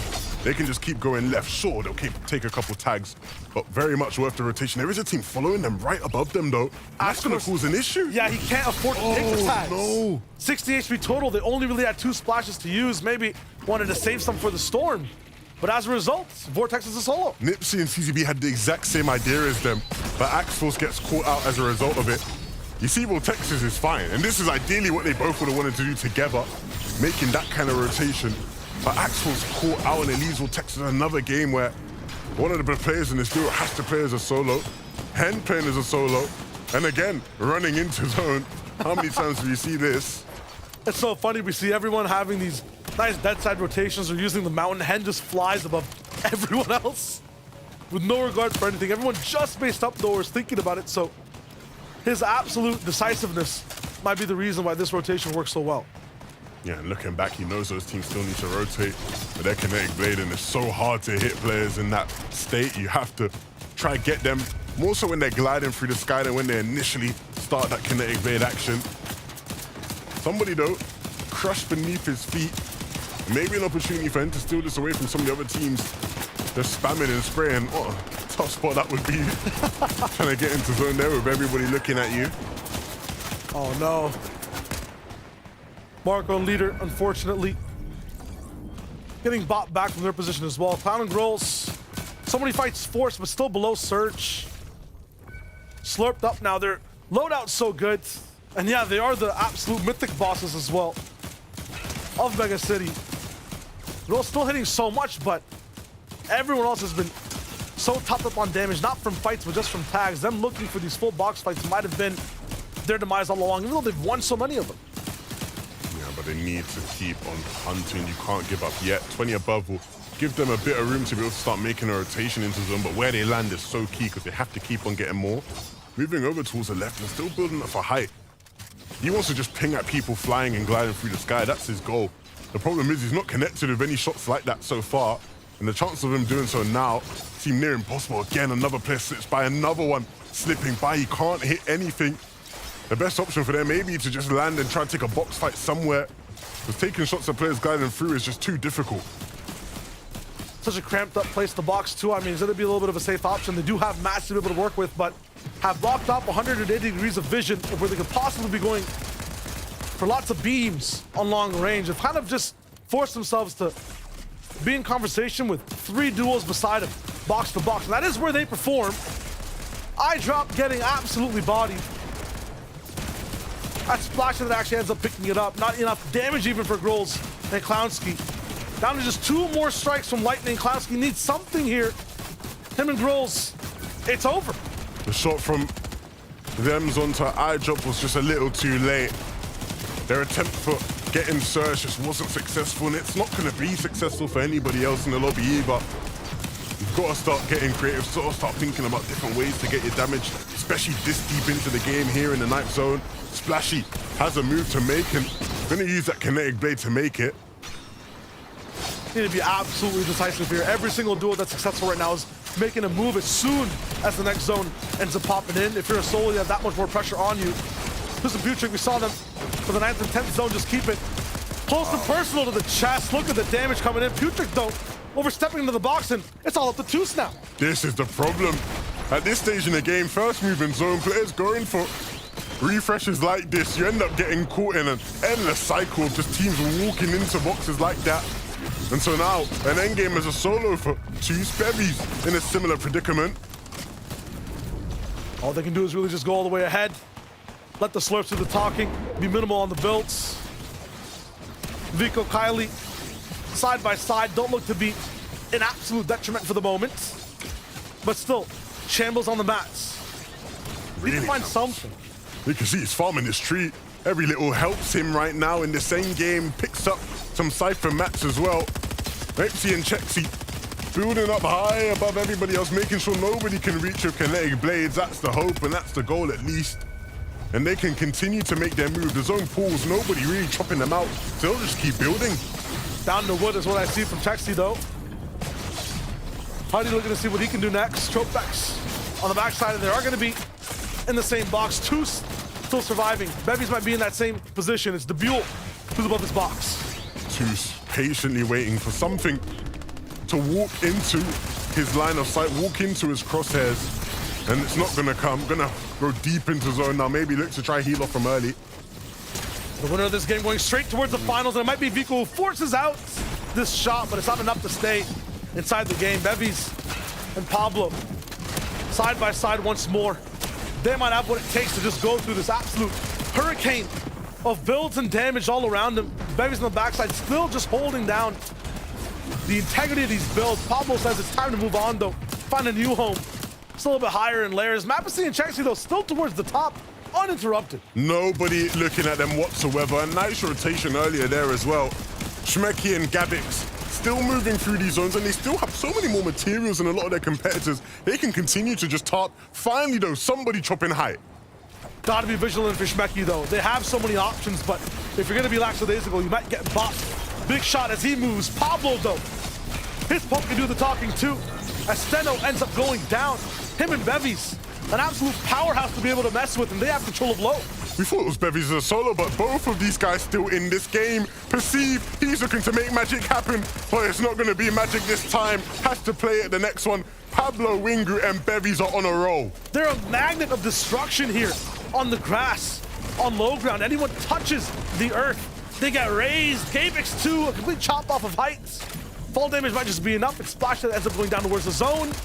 Still, another solo straggling somewhere. Sexy, who gets swatted like a fly, chopped down deep inside the zone, unable for the reconnect. It's a kinetic blade that gets flown towards the sky. Gapix down. Pablo Wingo and Bevies trying to sign their way over to the grand finals. It's 2 shots straight towards the box. Shmeki goes down, and they look at glory. And we talked about a chance for redemption for this duo. On top of the world last major, and haven't quite reached those heights in Major 2, but finally securing a ticket back into the grand finals, and a second shot for this team to show that they are and can be a top EU team. A top EU team that's so aggressive. They did it in their Spin Storm style. One box that has access to every single angle possible of every single team, including the last one that gets chopped down. Shmeki in the box. These guys are basically telekinetic with each other, know exactly what they're thinking. Telepathic, excuse me, but they're gonna find their way straight towards the finals. Beverly's and Pablo Wingu, what a game. After how last season went for them, it's even mad to think that they're here playing in Surge Week, but nevertheless, they are now going to be playing in the grand finals, and a really big shot for them. Of course, the spots are starting to run out, but these guys finally securing one. Yeah, they not only chopped high ground that game, but also chopped up who's consistent towards the end. So to see what the updates are on that, we got Adam and the boys to see what's up. Thank you very much. Yes, indeed, we do have ourselves a top-of-the-world duo right now, but courtesy of being down close to the ground, low ground reigns supreme on that one. Mini, unbelievable. I mean, a team we kind of expected could go the distance. They've done exactly that and did it with aplomb. From down low, superb to watch. We always knew they had it in their locker. They're one of those sort of teams that can pop off at the biggest moments, and they did on those mid-ground layers, doing such a good job. And I think throughout this end game, they were shambles. They had no mats in almost every single time we hopped on board with them, but they had the answers to those questions every time. And it seemed as though a really crucial refresh just came at the proper time, because this duo was stacked by the time it came down to the ending moments. Because Pablo Wingu, what I loved about it, he didn't even have mythic munitions, but just getting so much utility out of this tactical pistol, just chopping down the builds, refusing to let any duo try to actually take advantage of being on high ground, kind of understanding, hey, if we're running low on builds, we're probably not the only ones. I actually love that there as well. Gabix just dropped inside of the box, and they were like, you know what, let's just get him in there, take him out. It's a 1v2 situation, easy clutch. Yeah, indeed. 12 eliminations, though. I mean, we're seeing, like, you know, this team have managed to do superbly well to continuously put points on the board today, but now they're all stripped away because they automatically progress, which is, you know, incredible to see. And I'm sure the rest of the leaderboard are very excited that they're not there anymore. Gives them an opportunity to do that. Let's take a look here as well at some stats coming in from Pablo Wingu. Again, you know, a player we've known so well and has done so many things in the Fortnite space, and again, continuing to deliver on that promise he always makes us. Yeah, especially when you consider that for week 3, it seems as though this duo just kind of might have struggled with the initial style of the competitive meta the first 2 weeks, but the development of being able to actually tackle more of that aggressive play style has really just molded them into this kind of hyper-fixated sensation at the end. Yeah, absolutely. We've seen them not had the best season, particularly at the beginning, of course, not quite making finals in week 1 and week 2, sorry. They made it in week 3. Solid performance. Hopefully they can continue that momentum into Grands. Yeah, well, they can certainly really turn things around now they're in Grand Finals. This is how the leaderboard now looks after Pablo Wingo goes through with Bevies. We can see here that right now, Puja, we talked about these guys just after the last game number 2 here. Now top of the leaderboard, 150 points, 10 points in the lead, 30 points between them and 6th position that wouldn't qualify right now.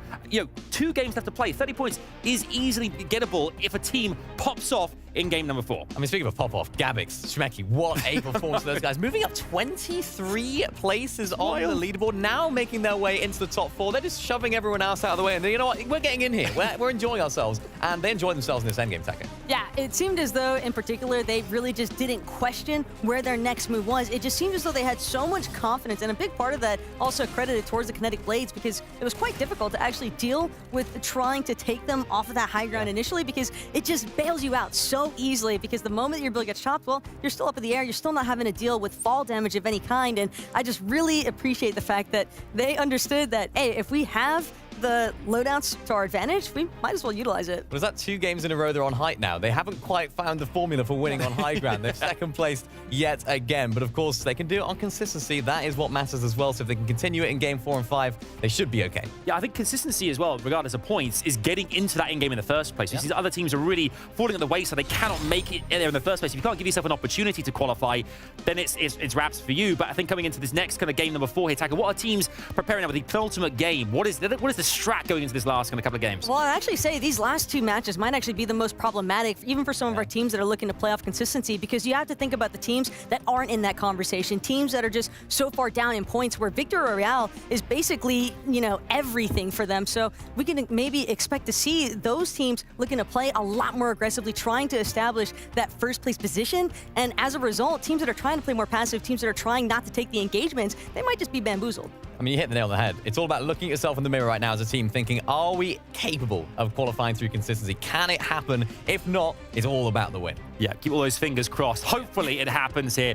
Of course, there's loads of you guys watching from around the world right now, and we've got viewing parties all alike as well. One person we know loves to get the community involved as well is a guest who we're chatting to right now. It's Suha here on the show right now. Suha, it's great to have you here.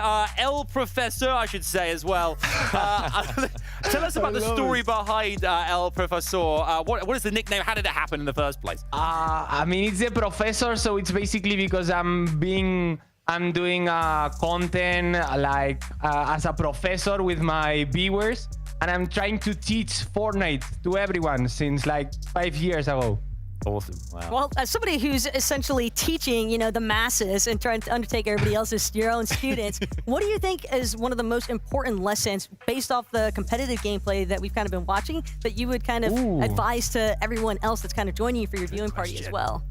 Yo, I'm basically always recommending the mental, you know? It's you can have like God's mechanics, you can have like a really good game plan, but if your mental is bad, you're not gonna be a pro player. Now, you've been watching, of course, a lot of the weeks of FNCS. You've been watching today, of course, as well. What do you make of it? Yes. What are you liking about this season so far? I love FNCS. I mean, when it comes to the FNCS, you feel it, you know? You feel FNCS on the air. And I love everything about it. The nerf, the people around it, and of course the Spanish ones. I always rooting the Spanish ones. Naco, Pacebe, crazy right now in the hits. And it's really cool. It's really cool. Well, Suha, it's been great having you here with us on the show. Where can we find you online? You can find me on Twitch as Suha GG on everywhere. TikTok, YouTube, whatever you want. Love to see it. Gracias, El Profesor. Gracias. There you go. Hey, my Spanish is coming along. Muy bien. Thank you. I don't know what that means. I don't actually speak Spanish, no, but thanks. do I think I looked it up. Yeah. That was, I mean, great to chat to kind of Suha there as well, the professor. We've got ourselves so much to look forward to. We've got 2 games left here, though. Taco, I mean, this one is all about now. You need to get those points on the board. I just want to see who wins the next one. If you're in it, win now. Get it done. Get it done. High ground or low ground, it's all about accumulating those points as we go into our penultimate game. It's back to Shio and Levin. Let's hop on into game number 4. Spaces in the grand finals are slowly but surely running out. Who will come out on top in these last couple games? Who will be the top 5 most consistent teams? Beatable somewhat set in stone right now, but there are still plenty of opportunities for change. I mean, the depressing fact is that there's so many people that deserve it. Not all of them are going to make it through. And that makes it interesting as well, though, because some of these teams are performing at high gear. Let's dive right back in with them in game number 4. 2 more chances for the VR and 5 more spots for consistency overall. It's still anyone's game. It's an interesting word you use there, right? Deserve. Who deserves it? Teams that feel they deserve it. They feel they played well enough. They feel like they did just enough. Ultimately, the teams that deserve it are the ones that really take the lobby by the scruff of its neck. The teams that actually go out there, get the points. In this case, get the Victory Royales as well, right? There are still 2 spots available for Victory Royale winners. For Dane Pruzo and his Ix, they have to worry about this fight off Spawn before they can think about winning any sort of game here in this Surge week, and a big shot that Dane's gonna have to take. One that he wasn't quite ready for, but the SMG in hand is gonna do amazing things, Shio. What a turnaround. Looked like Dane and his duo, it was absolutely wrapped up, especially after that shot. Straight to the builds with the pump, but not gonna be the case because having that upper position, having that opportunity to be able to beam with your teammate is huge. You're talking about duos that take the lobby by the scruff, the gruff of their neck. Cloud and Grolls really bringing the damage to every single duo they see. Any opportunity for a fight, there they are. Well, we have a coaching update. Oh, Queasy was coaching Juriki in game 1 when they won. they won and went straight to the finals. Straight to the finals. He is now coaching Clown and Growl, so we'll see how well they do. Absolutely amazing for this duo. I mean, that's good news because Queasy made it look easy in that first game. Jerky not even seen and then wins the game. I think I'll give Juriki most of the credit on that one. I don't think we can give Queasy too much credit. We'll see if the coaching does pay off, if it can allow them to secure a slot in the grand finals. Of course, they're already doing pretty decently at times, and then things just seem to fall away in the back end of the game.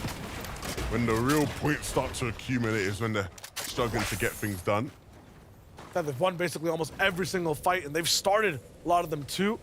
Very decisive. At the same time, just behind Surge, so it's a really paradoxical mystery as to why they don't have enough damage. And then Paco as well, getting close, but once again, this is a duos FNCS. The issue I'm seeing with this team is that there's just one player surviving.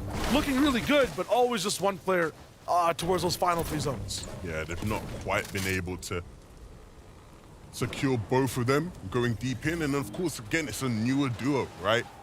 That's always going to be the problem. You question whether or not they'll have the synergy. It's not quite been able to work out so far. Again, how disappointing it would be to not see them there. Of course, Hen, former FNCS champion. When it comes to the other former FNCS champion in this lobby, 2C sitting way above on the lobby, right? First place. That's where you expect these kind of guys to be when they're playing in Surge Week.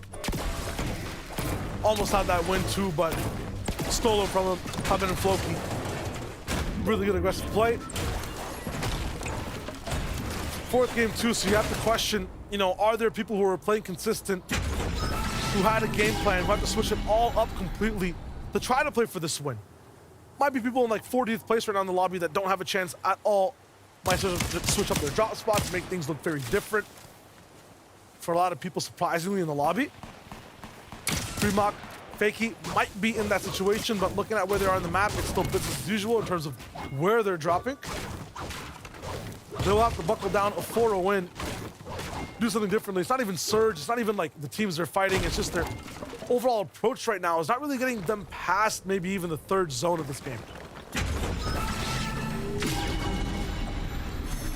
Hutty and Tropex doing incredibly well so far today.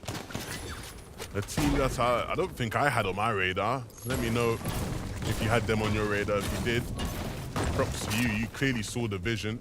Because they've been making things work here at Kenjutsu, and we've seen teams do very, very well from Kenjutsu Crossing this season. Cough, cough. But these guys showing that this POI is one of the strongest in the game right now, and they're delivering in their performance. On the opposite side of the map of that POI, Steven Crazy, all the way towards the left. Next to Shattered Slabs, they'll be looking to see if they can do things without the blades. Very cool, stealthy approach.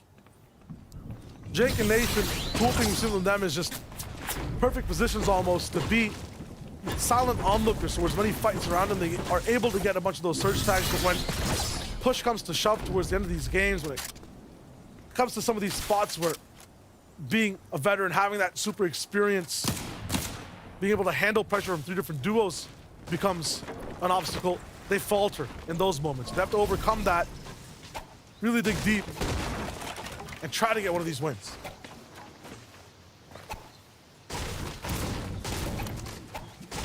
Vortex versus Axforce kind of playing in the pocket though.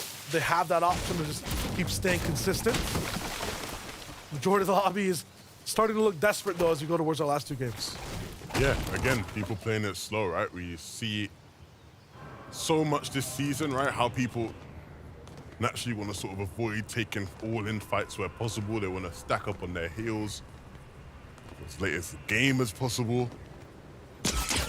In this game, again, nobody wanting to be that team or that player to go down. Everybody's just sort of keeping a distance. Lucian Steno, we've We've seen them have their fair share of highs and lows so far today. Over at Mega City, it's a Mega City that's a bit more quiet than what they would have experienced in some of the earlier games, to say the least, but one that won't be easy to maneuver. Tusum Putrick, they've showed off why the racetrack is a strong POI. You see them playing Surge just how every other team seems to play Surge here, right? Big base built up, looking for tags, using those spare heals. To be fair to Tuki, he doesn't actually have many.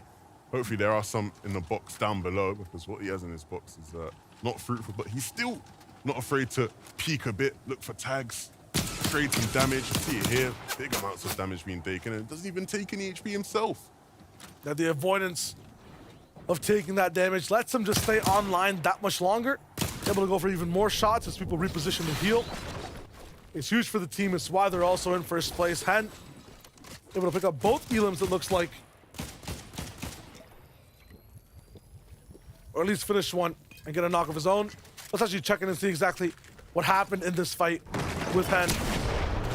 Up against Skyzoo, looks like he was a little bit of a straggler. Completely trapped in and all the way towards the backside. He's able to clean it up. And still big live. One elim in, they're still looking a little bit low on metal overall, but Paco and Hen have a nice handling on where to go in this game.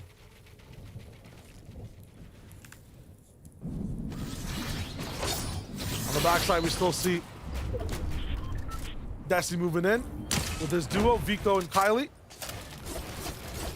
Usually trapped down on bad timing in rotation, this time from Slappy. They don't have to stay the entire time. Vico coming back because possibly can get just a little bit more metal before he leaves. These guys need to stay proactive. As soon as they end up getting washed over from the momentum of other players in the lobby, as soon as they don't have the first move, they never win. Yeah, like I said, they were able to cap off a metal. They're leaving Slappy without max metal. It's got to be a crime of some sort. It's going to be allowed. I drop a Mappy. Still in this lobby. I know, right? Doesn't it feel like they shouldn't be here? Doesn't it feel like I felt like they won a game. That's what it feels like. Got so close, but still in this one fighting, in a fight that's not really beneficial to either side, it feels like, at least. I feel like this duo just tries too many things at once. Getting into position while fighting but then having two isolated 1v1s. I think they're just so much stronger together. Fighting first maybe, and then moving and looking for a spot. When they're both on the same page, and that's not just, you know, understanding what each other are doing, but quite literally in the same box, looking at the same angle, that's where they're strong. Nice cash pop for Map and iDrop, and maybe that's why there's lots of contention here for these items. All the damage they did take, they're able to just re-heal right back up. Got a little bit up on Surge tags as well. Want to make sure those mistakes in these fights don't get too crazy. Speaking of mistakes, speaking of fights that are happening, let's see what Taco has for us across the map. Look, Shadow, we all know how much teams love fighting for loot, but as far as Robob and Wox are concerned, it is all emphasis onto taking out High Card because he wants to make sure that with the Vault Key card available, that they're going to be able to secure some ample loot because they need this mythic loot as much as possible. They are in 38th place currently, and so they're basically banking it all on a Victory Royale, and what better way to set yourself up than having the availability of the resources that the Vault can actually provide. So this is the starting point, but can they make it to the finish line? Thank you so much, Taco. That finish line in grasp, absolutely, if it was just items. But that's not the first vault we've seen. Roman just go in and try to open up, right? Him and Wox have had a chance on one of those floating islands. They've had the chance at big loot, but it's their timing, the type of fights they're taking that are really stopping them all the way from the very top.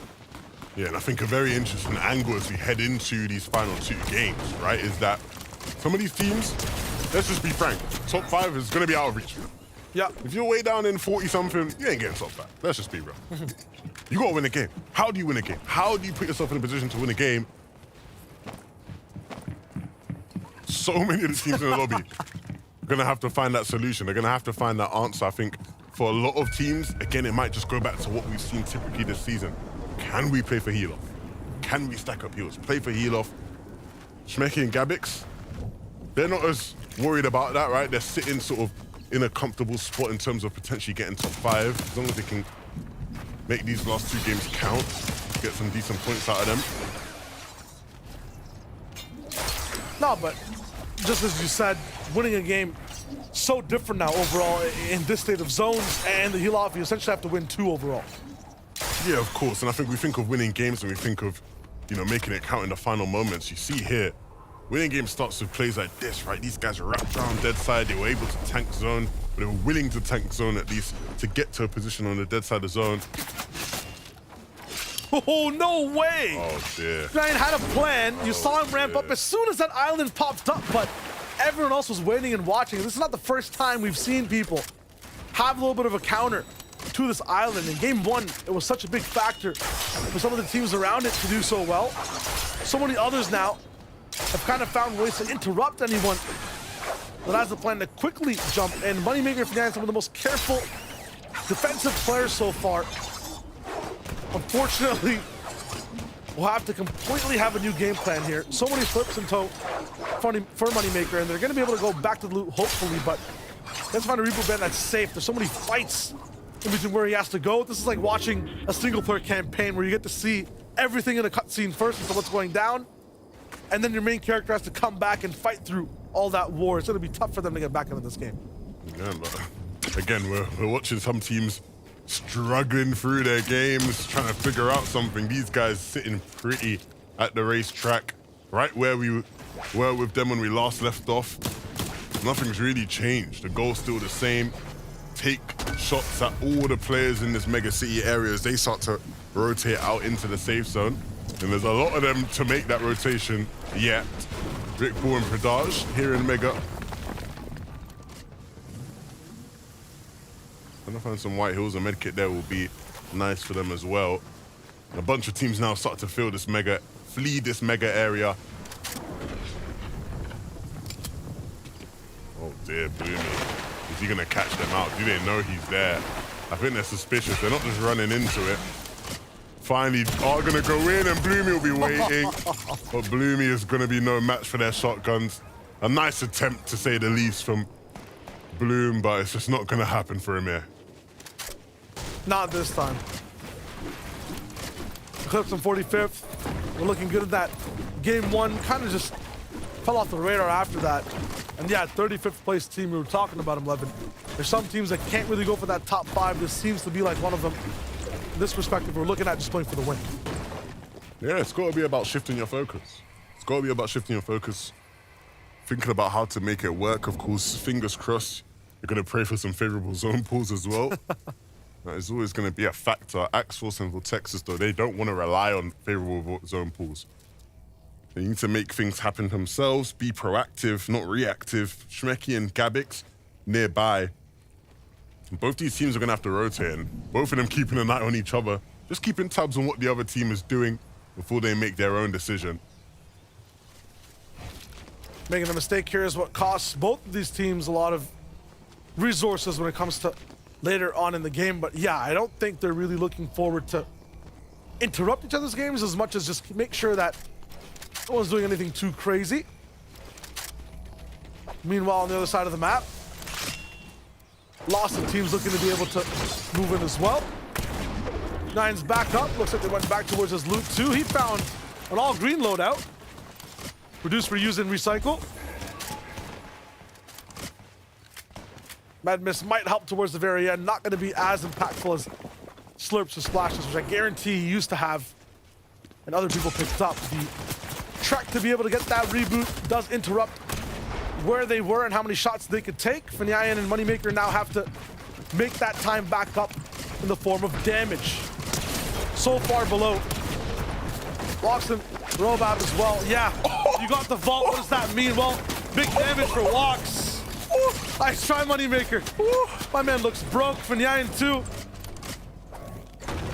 He is about to pay a big cost to this one. Robab's here. They're right beside zone 2, or they're right beside zone 2, so there's no chance that Fnatic's gonna be able to escape. The 180 from Wox there.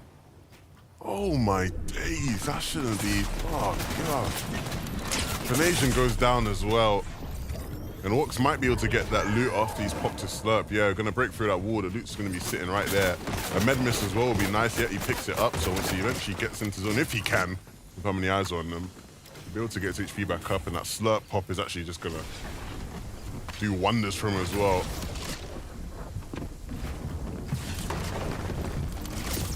Wox trying to go all the way towards the top and might have to just go straight for another fight. Huge damage from Wox. That's Eclipse going down. This man is unstoppable. This guy isn't fair. When he's in this kind of mood, it is just unfair for anybody within a one-box proximity of him. Eclipse tried to take a fight, punished immediately. Vex and Debut up above are the ones causing issues for Wox right now. They're ruining his flow, ruining his tempo. Rob Abdul will come in and get the finish for his duo partner, and they'll make their way on in. Things are looking nice for this team if they can start to make their way towards zone. That is the big caveat. Another slurp juice gonna be added to the inventory. 2, that is. The loot definitely looks good. The materials are looking better. They have everything but that movement. Well, look at these elims right now. Huge from Wox. Whoa, no. That's just silly. So composed. What a play. The issue is, I'm just scared when we tune back in. These guys are half HP, having a tough time moving the zone. We're with iDrop and Map, though. Middle of Anvil Square. Very different, not as chaotic. Once again, this team, 15th, they could have 2 really good games, but either way, they're really just looking to win. Vico and Kylie, again, I had them as a potential lock to qualify top 5. They are sitting outside of that threshold now. But this team to not make it through, considering how many times they've made it through these Surge Week style qualifiers, would be a big disappointment. For many, many months, almost a year now, people have considered Vico as this quote-unquote up-and-comer. At a certain point, right, the up has to start to come. And unfortunately, so far this season, it hasn't. And so these final games need to count. They need to make it worthwhile. Trouble in paradise for Axe-Force as well. We'll get right back on that note in a second. Shmeki is not stopping the pressure. 311 above, I think they found what they were looking for. It's just a little bit of damage. Every team, though, has this tough rotation to make. Don't really see Vortexer, so it might just be Axe-Force on his own, yeah. And we were looking at him at second place first at one point, now top 8. They're standing outside the top 5. This is a very important game for the duo. Yeah, and it's rough because last game, right? It was the other way around. Yeah. Axe-Force drops, Vortexer as a solo. Another game where one of them just falls early, leaves the other one in a solo predicament. And so I guess it's Axe-Force's time to flap his wings. A really nice rotation. I like this way he's moving. Oh, he's actually just going to look to take the fight. Understandably, 115 below. He sees Stompy a solo in this box, thinks he can do the damage, and does do the damage.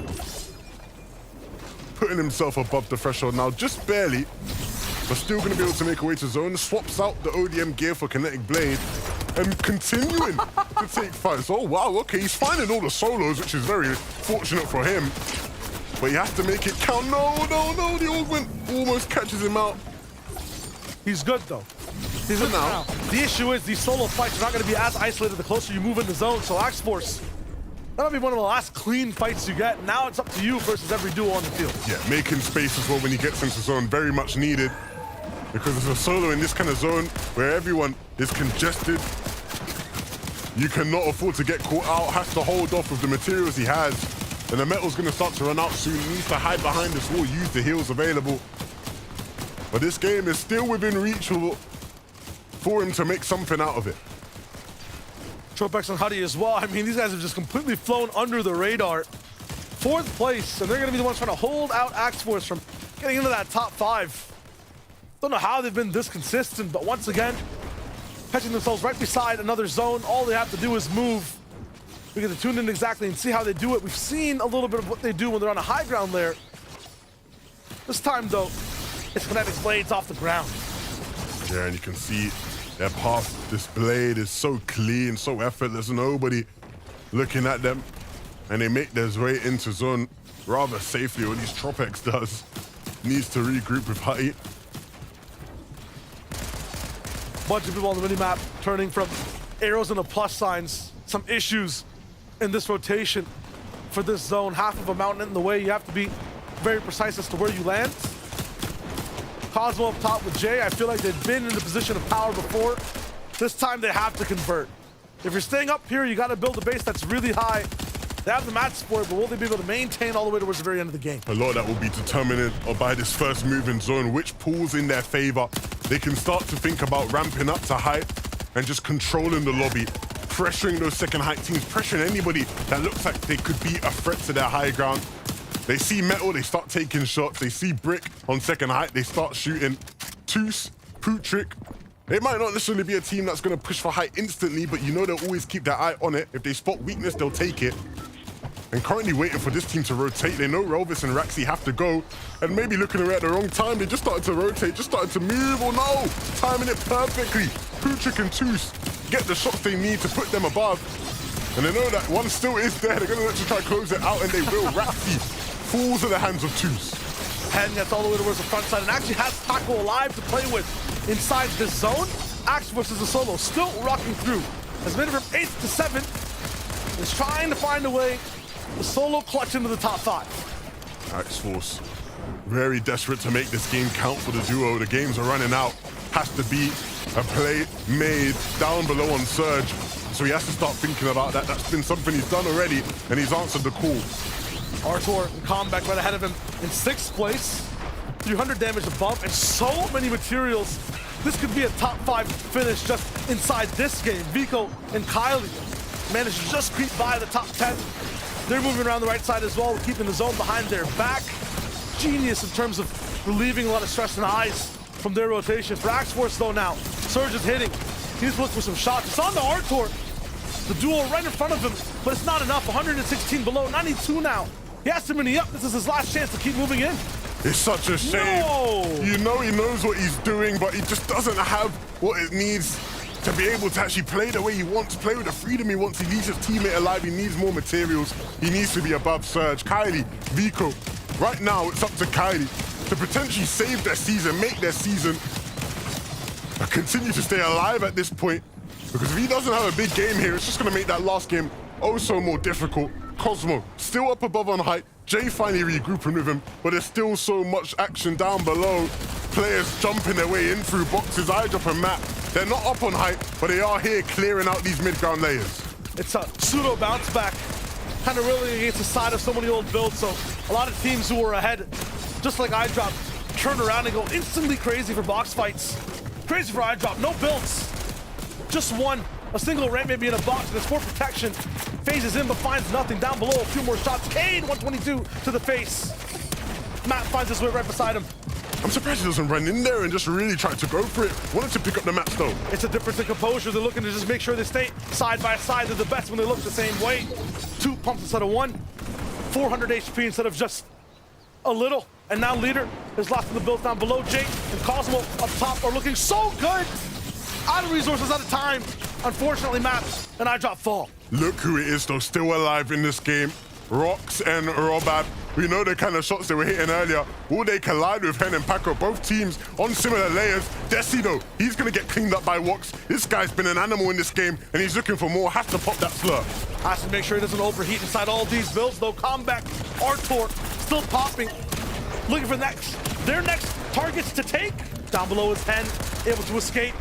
Top 5 situation. So nice. Clearing out their layer, making sure they have control there. Paco and Hen getting split up, getting forced into zone. Hen in the backside, gonna look to Katana his way back in. Needs to be careful of that height team. It's Artur he takes out, looks for Comeback, but Comeback return fire. Comeback's still alive, Comeback's still kicking, but he's using that med miss in the zone. Walks absolutely unleashed, does not have Robab by his side. Looking for the next shot, no builds available, just the bullets. And there's one that lands, he's taken out. Isaacs, him and Dondate looking to play that heal off as well. Jay and Cosmo up top. Convex stopped for the interruption, and yeah, he is gonna just go down. What does that mean for Jay and Cosmo though? Do they have what it takes to be able to just heal off up against what it seems to be Isaacs? He has a slurp already popping. It's all about who gets that sickness first. We'll see if it's enough. Jay has so much though. Look at the med miss. Look at the slurp juices. Once he pops this, he's got a couple splashes as well. Hizix has done a brilliant job, but as long as Storm Sickness isn't a problem, this should be clear and easy for Jay. Hizix is desperately trying to find anything, but the last of his heals will wear off. Jay and Cosmo with the easiest game they played all day long. Chilled up above from height. They took it early. From about the 8th zone, they were up there in a position to take height. Zone pulled in their favor, and they never looked back. Shayo, an easy win for that team. For Jay and Cosmo, it's all about hard work pays off from game 1 all the way to game 4. Now they've had a little bit of influence as to what's happening in this end game. They're one of the first duos to get elims as the game starts, and this is a very well-deserved win. Yeah, it's not easy to qualify through Search Week when you are contested. A lot of the time when teams are contested, they almost get sort of disqualified from that sort of opinion, right? You see what it means to him. Very, very happy, ecstatic, and understandably so. Such a difficult thing to do. They're going all over the finals, and they were top 5 to end that game, so that opens up a lot for the top 10. Actually changes the way the entire field looks inside EU Surge Week. Going into the last game of which teams are going to move into those top 5 positions, the analysts have all the answers. I like to think that we do. I hope that we do here because, I mean, great point made. The leaderboard is really going to change up now. Jay and Cosmo going through there. Greek Victory Royale. Obviously, Storm working in favor makes a massive, massive difference. They're going through the finals. Love seeing the reaction as well, then, Mini. They're going all the way to next weekend. Couldn't be more happy for them. What a performance. Yeah. And we haven't seen that yet today. We haven't seen a team just dominate high ground without any problems. They've just been enjoying it, and they were all the way up on there, doing a great job at it as well. At this stage, I thought, actually, they might not have enough in the tank to win at the heel-off, but they just had enough. It was ultimate. They had enough. They got it done, but this is Surge Week, right? There's only 5 matches. There's not 6, so there's only one more shot, one more opportunity to make it count. So now the question is, who's going to be able to take it in that last match? I know. It's a great question. There's only 1 left. I can't believe it. You know, average placement there as well, 23rd or so. I mean, this is why this Surge Week is so pivotal as well. We talk about Victory Royales. You know, consistency is great. But Victory Royales, that just changes everything. You just have one game, it goes in your favor. Mini, it is everything. It's all the difference here. Obviously, going ahead now, our players are thinking probably around about that last game. Yeah. What is happening, players at home right now? They're definitely not reacting the same way Jay and Cosmo just did. What are they thinking? They are probably a little bit nervous. I think I would be. Maybe that's why I'm not playing in this because, you know, I definitely haven't got the mental for that. But it's very difficult in this situation. You have to go all out if you're in that bottom half of the leaderboard. Even if you're outside of the top 10, you kind of have to think, you know what, we have to take the risk here. We have to go for the plays and try and go for that victory. Yeah, that's the issue, right? It really depends where you are on that leaderboard. If you're down below, you're going to have to play more for the VR. Like Taka was saying, go for some better loot, maybe try and take a vault or do whatever you can. But looking at the standings too, if you're close to that top 5, then it's all about consistency. Yeah, let's take a look at the standings right now because this is, as it stands, with 1 game left. You can see right now our leaders 224 points, which is quite a significant lead over, we see 6th place there, Axforce Vortex. We talked about them loads today as well, but currently in 6th position. I mean, this is really looking meaty up top here. Look at the eliminations alone here, Mini. I mean, you need to get a lot of those. The points are so pivotal at this point in the competition. Yeah, it really is. And for Comeback and Artor, they've been performing very well all day, and that's definitely reflected in the leaderboard. Of course, they have 18 eliminations,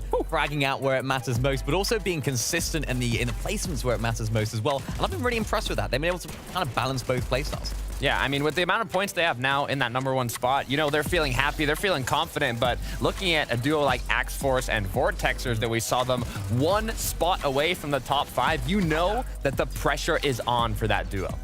I think in a way as well with the pressure side of things, if you're in 6th position right now, I think maybe there's a side of it where you're feeling kind of confident you can break in, but you see that kind of 20-point deficit right now, Mini.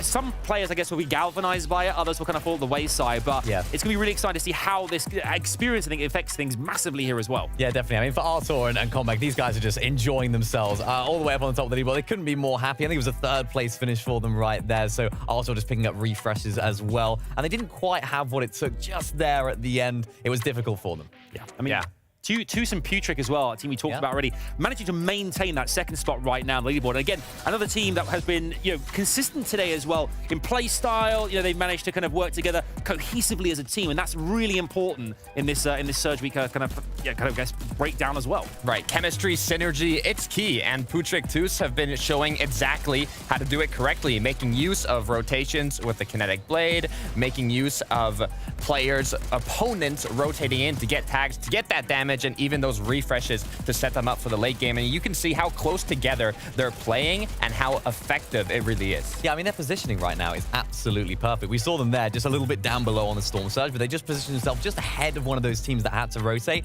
They delayed their rotate. They said, you know what, we'll let you guys rotate in first, but we'll take advantage of all your health. Yeah, it's managing those box fights as well is really important. The fact that you're kind of almost like you're kind of a spider waiting for the kind of the fly to come into the trap there as well. You're kind of inviting it in, and kind of you don't need to push it all the time. Sometimes you can be a little bit more passive and wait for the kind of enemy to come into you there, Takata.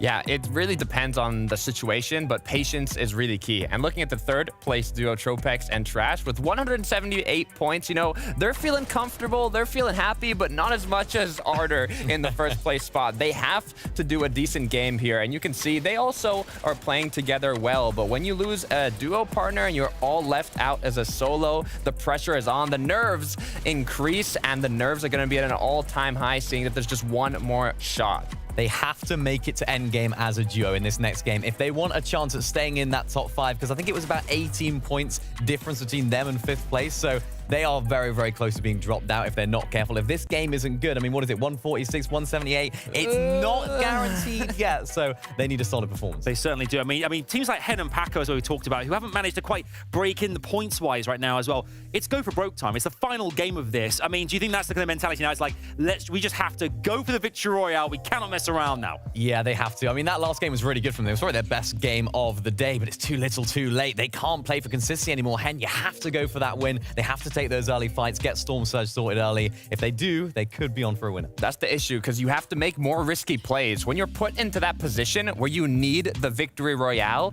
to finish out on top in that last match, you have to take the riskier plays that are going to benefit you in the long run. But the issue is, with higher risk, there's going to be a higher possibility of getting knocked out. There certainly is. For you guys at home as well, you have a front row seat to the very last game here on Surge Week in EU.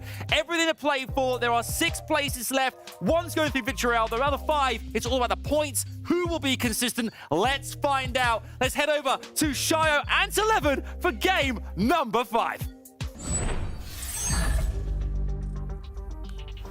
The last chance, the final game. Some of these teams will be in the grand finals, some of them will not. One more spot available for the Victory Royale winner. What a game it's going to be. We've seen it so many seasons, Shio. This is where things get crazy. Retakes on retakes. Absolute desperation. You can taste it in the air in that final game of Surge Week. Look, some of these previous games, we've not seen madness on height like we have in previous years. This game, though, you've got to take it. If you aren't close to that top 5, you have no excuses then to just look up to the skies and see if you can take it. Of course, unless you have enough heals to heal off. We can't get ahead of ourselves, right? That's, you know, in about 25 minutes or so, right? We still got time. We have to get there. And for the journey to get there, you have to win off Spawn, Lazarek, Mikey, up against Hen and Paco. And again, a battle that Hen and Paco have been pretty successful at, 50-50. Oh no! Hen picks up the shotgun, and all he has to do is connect to the shots. Misses a couple times, unlike Hen, but he will still get it. Mikey goes down. One for Hen. And another one, as Lazarek's gone too. I mean, Hen stops players in their tracks with the aim. That's what we love to see. 5 for 5 on the day. Mr. Savage and Vidil will be licking their lips at home. They now know they will not be contested off Spawn in the grand finals. The implications of that, huge. Fingers crossed though, maybe I haven't jinxed it, maybe someone else will end up going now, but off Spawn again over here. These battles so tough, coming down to literally the final shot in the SMG. We're talking about madness in the end game. The calamity starts now off Spawn. A bunch of the will they, won't they, what if, let's beam a bit and then fight later, turns into, I need to win this game. We're not gonna farm for anything. We're gonna just take the weapon, not even the extra ammo out of the chest, and go blow for blow. It's all or nothing, right? And I think for a lot of these teams, there's almost a sense of euphoria in that, hey, look, if we are way down there, right? If top 5 isn't one of our prospects, let's just play the game of our lives. What is there to fear? What is there to lose now? And of course, if you're one of those teams in the top 5, it might be the complete opposite. You're sitting in your chair, back straight, the posture unlike anything ever seen before. Your arms trembling at the thought of you slipping up. Because if you've been in the top 5 or in and around that top 5 all day and you just had a bad last game, it is crushing for the morale, crushing for your hopes for the season. I mean, it's tricky though, because you got the top 5 by being confident, by not having the back straight posture. You were hunched over, you were in gamer mode. So a lot of these players sometimes, especially when they're newer and they're in the top 5 or even the top 10, they switch things up for that last game, and then that's what gets them total wrecked, unable to make the finals. Speaking of switch-ups, right, you see Carrot and Bloomy, they've decided to get involved in some of the Kenjutsu action. They're not happy about how Tropex and Hutty have been doing their thing here. And if you let Carrot cook, I've been waiting to say that, you might find yourself in a world of hurt. Hutty and Tropex have been doing so well today, but if this fight doesn't go their way, it would all mean nothing. They say, all right. Back up, little buddy. We got top 5 to defense. You want to fight? That's cool. But this time, Kenjutsu's not going to really stay inside the circle for too long. Nice to see insight as to how Tropex and Hutty end up starting their games. And this is why, yeah, they're so consistent. Having the spot, having that mobility, especially the purple variety, the epic variety is nuts. So many spawns there that you can use. So many times you can roll that dice and get what you want. For Comeback and Artur though, they go down. That is really, really rough. This was the team in first place coming into this game. They were the ones most secure in their pursuit of a top 5 consistency placement. And now they go down, no more points are gonna be added. Is their position gonna hold, Shayo? 64 points ahead of the competition of 5th place of Gavix and Schmecky. They're at 224, and 5th place is at 160. So, as long as no one gets above 224 points more than 5 times, they should be fine. But this is a very tricky one. Very tricky indeed. Look, I'm with you in the sense of I think it will hold. Yeah. I think it will hold. But if you're them, they will be eagerly watching this game. Like, they've never been so locked into an FNCS broadcast the way they're going to be watching this game, hoping that it can hold. I mean, best case scenario, some of the other top 4s also qualify, right? So that gives them a little bit of breathing room as well. That point total just taken out of the entire game. Yeah, they're going to be rooting for some of those guys in that top 5 to win this game. If that happens, boy oh boy, it would be good for them. This fight though, it's evolved into just, I say evolved, maybe devolved, because Robus and Raxi have gotten involved in this one, and it's such a mess now. It's not what we were seeing earlier in these games, but again, this last game, always a funny one. Carrot dropping down now. Rooney's nowhere to be found, it seems, and Tropex and Hutty maybe gonna get their revenge. No, Carrot just getting away, and now Tropex being punished as a result of it. This is just Kinetic Blades and ODM gear. We're watching a Fortnite trailer in game number 5 right now.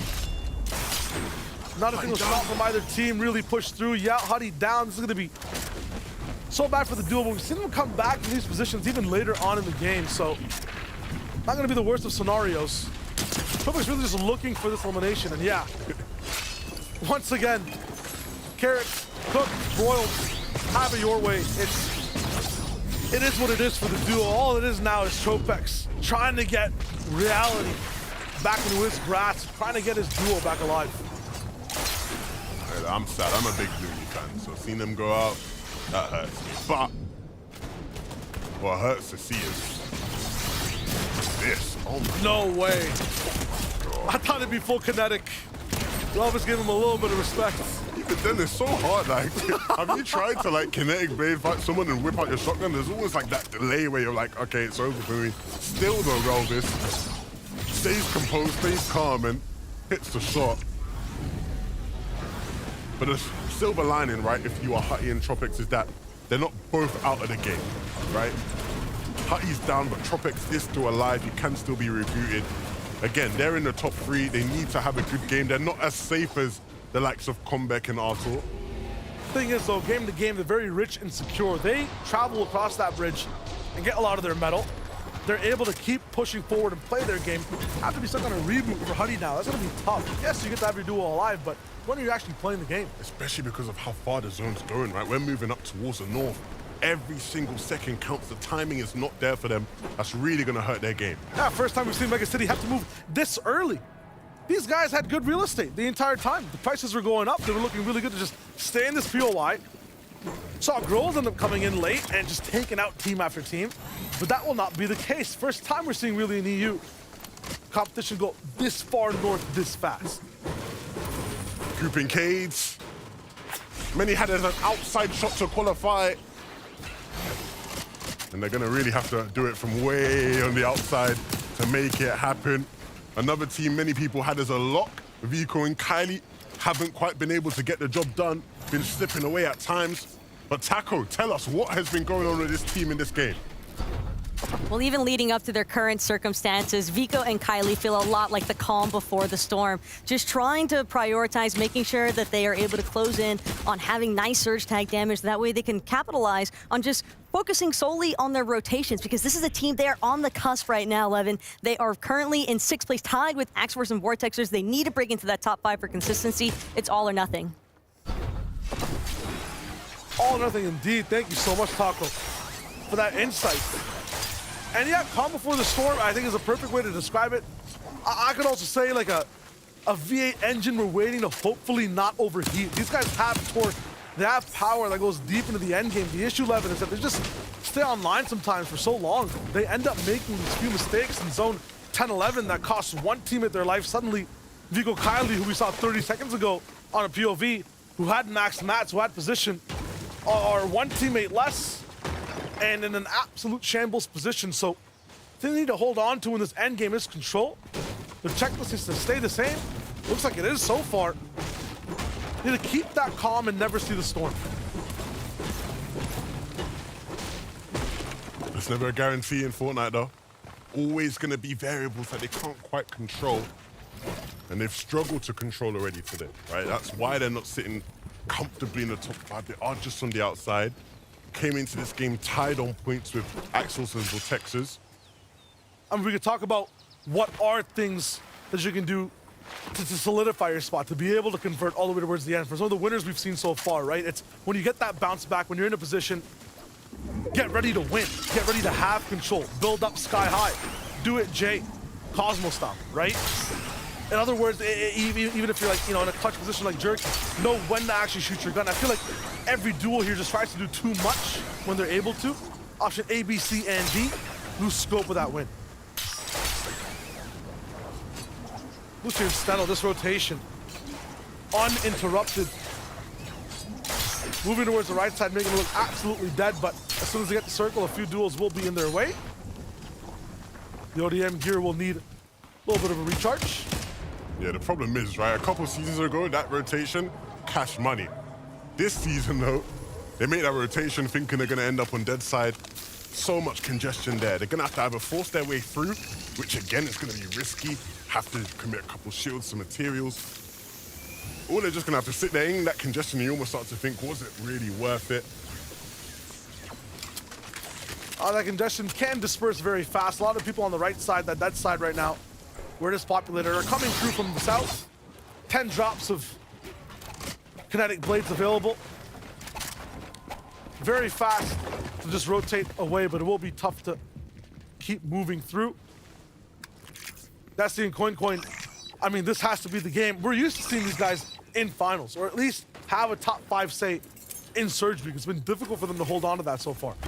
Yeah, I'm waiting to see Dark Destiny, right? I feel like seasons ago, Dark Destiny was a scary, scary sight, right? You thought, oh no, I don't want to mess with Dark Destiny. So far, hasn't quite been that case, but they're not too far out of reach of that kind of spot. They still have hope to get into the top 5. Albeit a good game would definitely be needed. This is our de facto kind of first place overall that's playing right now. To some Putrid, because the first place, yeah. Yeah, you've got to think they'll finish first place. You've got to think they'll overtake Comeback and Artur.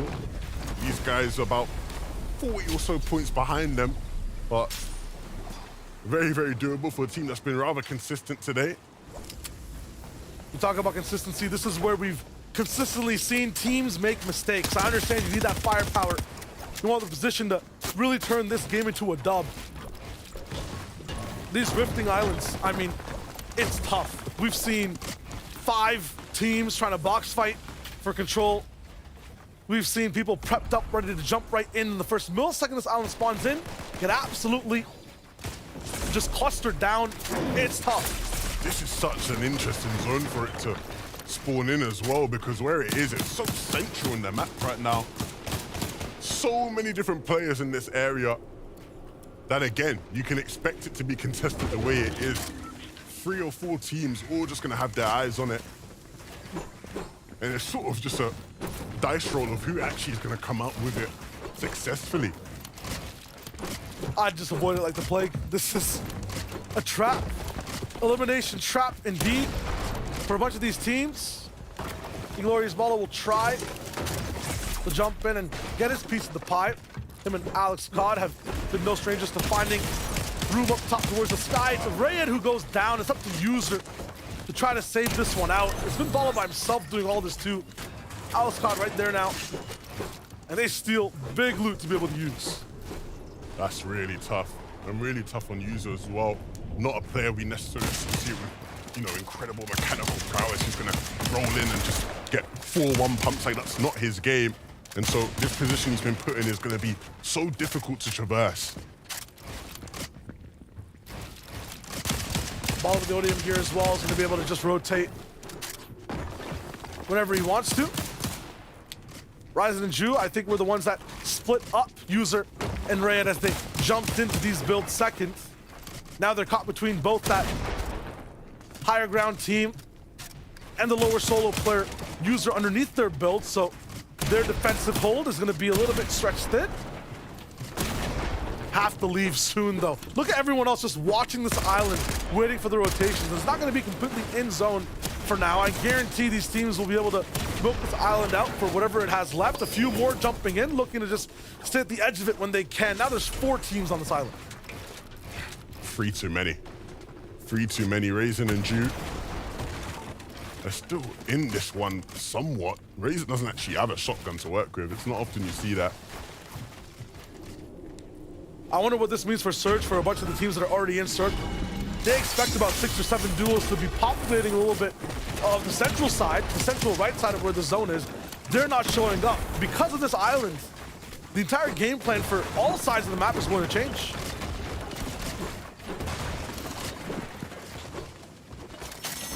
Finally. Loot gonna be grabbed from the flag on Barla's side. Unfortunately, not the loot he would have wanted. It's Raisin that has the pulse rifle, the most valuable bit of loot from it. But pulse rifles aside, you need materials. 8 bills on Raisin's behalf. Oh, no. And it is certainly not looking good at all. What did they get out of this? 45 above as well. It's been a blunder in this position, but it's still a chance. Just to take out a team fast to be able to get up. It's just User here. And I guarantee with how long he's been here as well, no mats on his body. That's rough. User taken out. And the pulse rifles showing off what they can do in that instance at least. They forced their way through his box, put themselves in a better position for Surge. But no windows inside these builds either, as they're so honed in and tunneled on their own fights. To suddenly open up a blind and see outside. 20 duos now populating underneath the island. Half the lobby close by, rotating in. Walks going down, Fakey's reign ends. Marco also, who started on that island first and left immediately, not going to be able to see the end of this game or the finals. Again, good job from Gabix and Shmeki. They put themselves in a really good spot. Forced their way through all that congestion, wrapped around towards the north side, and as the zone pulls towards the west, they should have a clear path to get there. Raisin and Judo still deep into it, and you're seeing just the effects of all those teams who went for the Rift Island. Now everybody's scurrying out, trying to get into the safe zone. These guys, though, trying to look for maybe some sort of loot, maybe some more whites. Drew needs to use a med kit. Raisin has med kits. They're just trying to... Pop some heals as well. Yeah, this is desperate. Farming a house at this point. About what, 200 mats between them. And so many duos waiting in tow. Meanwhile, in what looks to be almost a different game entirely, and Paco rotating all the way over to Blackwater Bay. And will this be the pop-off game needed? Will this be a classic FNCS hen clutch type of game? It'd have to be a monumental clutch, Shayo. They aren't necessarily within range of getting top 5. Could they win a game? Will it be that? Seen it before in finals from Hen. These stakes slightly different. But the one thing that duo will have to gain is trust. That'll be tough. Over here, Tropex, Huddy. We see Huddy back in the business. What does it cost for Tropex? A little bit of inventory so far. Back in the game, both of them been able to get themselves back up. Somewhat of a decent loadout, lower materials, but the biggest problem, we talked about timing, they just had to white line to zone. They couldn't pick their spot in the zone like we've seen other teams do. And the effect of white lining all that way is they are stuck on the most congested side possible of the zone. So many eyes on them. They're getting sprayed, they're getting lobbied. Tropex is already down. Hutty's gonna follow suit. It is over for that duo. And one duo that'll be celebrating for that one is Combeck and Artor. That's a third place team going down. One more that can't really dethrone them all the way towards the top. Gonna be huge as they wait for more and more teams to fall down below. Dark Jesse down, so it's up to Coin. He sees Zohan. Usually he is the one to go down first in the duo, leaving his teammate to clutch, but Coin can't really find much inside these builds, frantically editing for even just information on the right side. The top 2 teams so far have gone down, Toos and Butrick. The patience from them has let them to stay alive, but Toos is not in this circumstance. Up to Butrick to clutch it out. Yeah, but he does have a rotation to make, and one that shouldn't be too tough to make as well. Nobody really positioned where he's trying to get to on this island. We'll take a break, stop for a second, look to take some shots. A couple extra damage for Surge won't do him too bad, especially considering he has to play this game solo, like you said. Isn't going to really connect to anything, and so maybe now needs to start thinking about actually getting ahead of zone. Doesn't want to start to allow those teams to catch up to him. We'll see now, looking out again. As those teams start to land in, he can pick his spot, landing right above Axels and Vertexes there. As a rare kinetic blade, I mean, dope to have that rotation. The issue is just 2 charges. That extra third can do so much, especially if you're a solo, only available to the epic variety of the weapon. No chance of really upgrading it now unless he finds elimination in any of these boxes. Vortex's Axe Force. This has to be the game that they just keep it absolutely alive. They have to stay tight together. Will they do what we've seen them do at their peak? Playing for height, looking to build up to the skies. It's worked for so many of the teams in this lobby. It hasn't quite been a staple of their play in these 5 games thus far. Requires very specific zones, requires a few bounce backs as well. I think this next one is very close to where they're based up right now, which is huge. Lots of teams moving above them. Could see them just edit up and maybe go for the shotgun shot. Futrick right above him too, so once again, he goes down. They can just end up getting points, passively staying alive as a duo and locking it in. Sen and Lucia, hard fought. You said this could be a team that gets top 5 if they were consistent enough. Right now, here's their ultimate test. Such a tough test because they'll have to have a good game. They'll have to get a bunch of limbs, and you know, we know they can make it deep into games. They know how to play their mats. They know how to stick together. The question is, though, will they get enough of limbs to match up to that, to push them in to contention? 144 is a nice spot to be at. They shouldn't be too far out of that range, but they are going to have a bit of catching up to do. I mean, the biggest difference for everyone in this lobby, honestly, I just think is Hen and Paco are alive, and they're hungry. Haven't seen them really have that opportunity overall in the first 4 games, and looking to be a little bit close to height to see what is going down. Moneymaker, Nyan all the way up top. Wonder before, they're not going to have that chance again. Nyan tried to go for one of those floating islands. Zohan going down, a huge refresh at the perfect time for this duo. That's a really, really nice shot, and they're looking for more. Maybe not satisfied Moneymaker, but he should be, because they have prime positioning, they have good surge. Doesn't need to make a mistake, doesn't need to overplay, overextend himself. Fination, now, No way. And that is the fear. That is what you don't want to see. Fury and Lusher. Lusher now gonna knock on the door. He's not gonna allow the rest to come through. Moneymaker though will knock him down to the ground, and it's gonna be a trade of res. Fury going for the revive. Moneymaker going for a revive. Which one of these teams is gonna be the one to take height? Request is set, both sides accepted. Going for height, dangerous because one of the teammates has to heal. Moneymaker going straight towards the box. Gets Lucia down completely. It was a scam all along. Not even on both sides, he wins the trade. Moneymaker can still hold on, but it depends on if anyone had the chutzpah to really just go for heights. Moneymaker's just ruthless. Absolutely ruthless. Fury in the back of the zone now. He's thinking, what on earth happened? We thought we had height for free. Moneymaker said, no way. Shmeki, Gabix, staying on high layers. They understand they need to stay out of the congestion all the way down below, because when you go down below, you get these situations messy right now. For actual simple Texas, they don't know who is where, who's around them, but the battle for height continues. They're building up. It's Moneymaker, it's Finasian, they have it. Fury's making them actually have a big cost to this, and they're not sure exactly where things are connected. Lots of builds used so far. Should still have enough to really lock it down for 2 or 3 zones. Map and iDrop also have a chance to go for the height, but they're really looking up towards the top. Axe Force and Vortex was in falling down. Turbo built all their mats away, barely have any to keep using. Barely gonna be able to make their way through the second moving zone. Don't have enough mats to claim space. He's knocking down trees in second moving zone. They need a refresh. They can't afford to just sit here. They need to figure out where the vulnerabilities are. You can see Vortex is moving towards the front. They're trying to claim space. They want to cut off that team maybe, but again, the map's running so low, they just have to look back in the zone. Find a pocket of safety, where's the grass? Not want to get cut. Happy, shot down, another one. What a It's refresh! huge, and everything trickles down into their box. It's not going to be super enough, but just enough to keep the rest going. Matt takes down Nyayan. High ground is not going to be contained by just one team.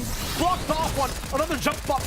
Matt looking to see what he can do next. Separated from drop, but he finds his teammates so fast. And they get together, and the journey continues. Paco is in a solo situation, barely misses that shot. That could have been exactly what he needed, because Hen isn't here. He has to do all the heavy lifting all by him lonesome.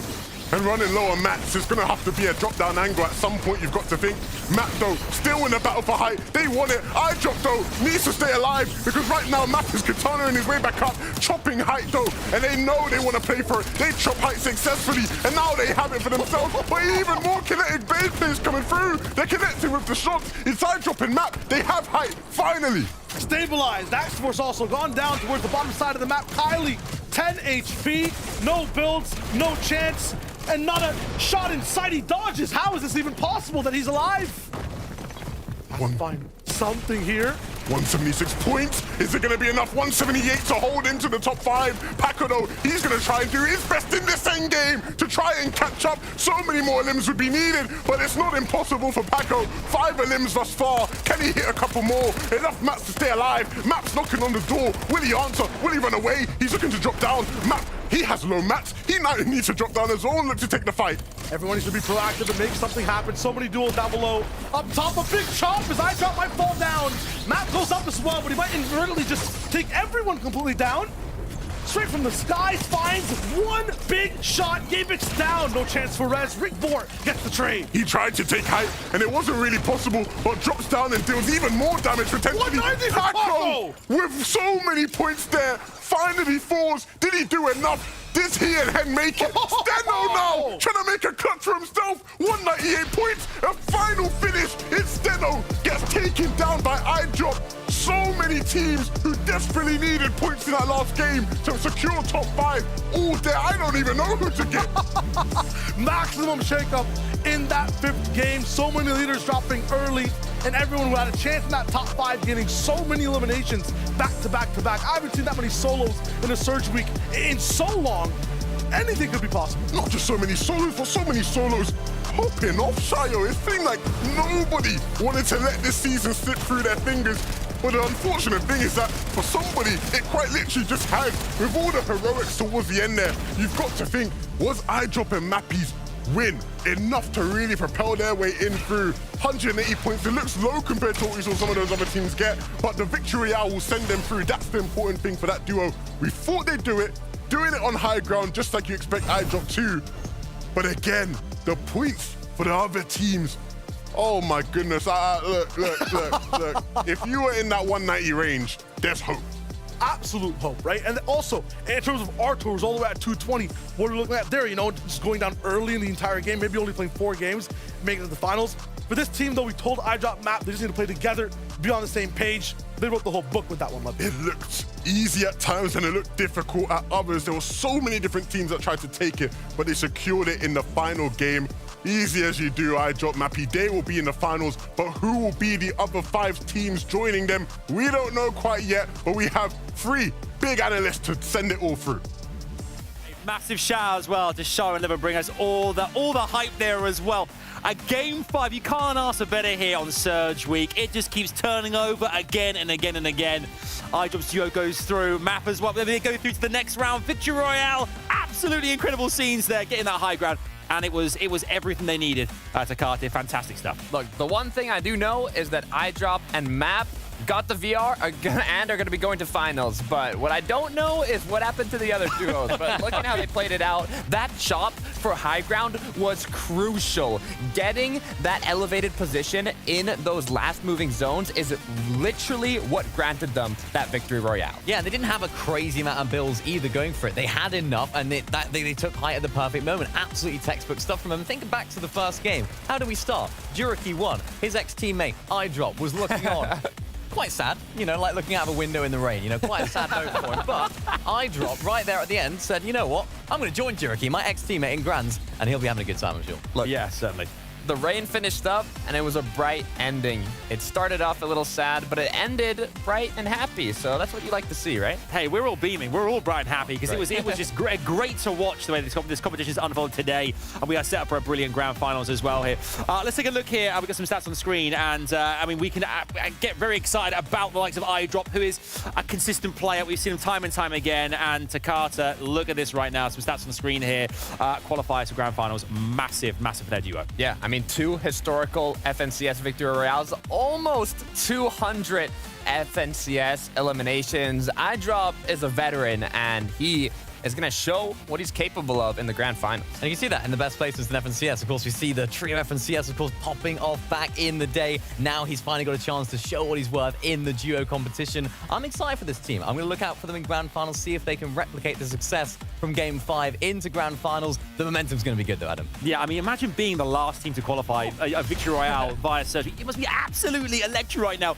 Let's take a look at our top 5, and we have ourselves a very, very interesting leaderboard here, Takata. Then we have Steno and Lucia up top. They're 230 points. Wow, look how tight. Second and third place spot drawn there. But Steno and Lucia, I mean, you get yourself 18 eliminations, consistency on that kind of, all placement points as well.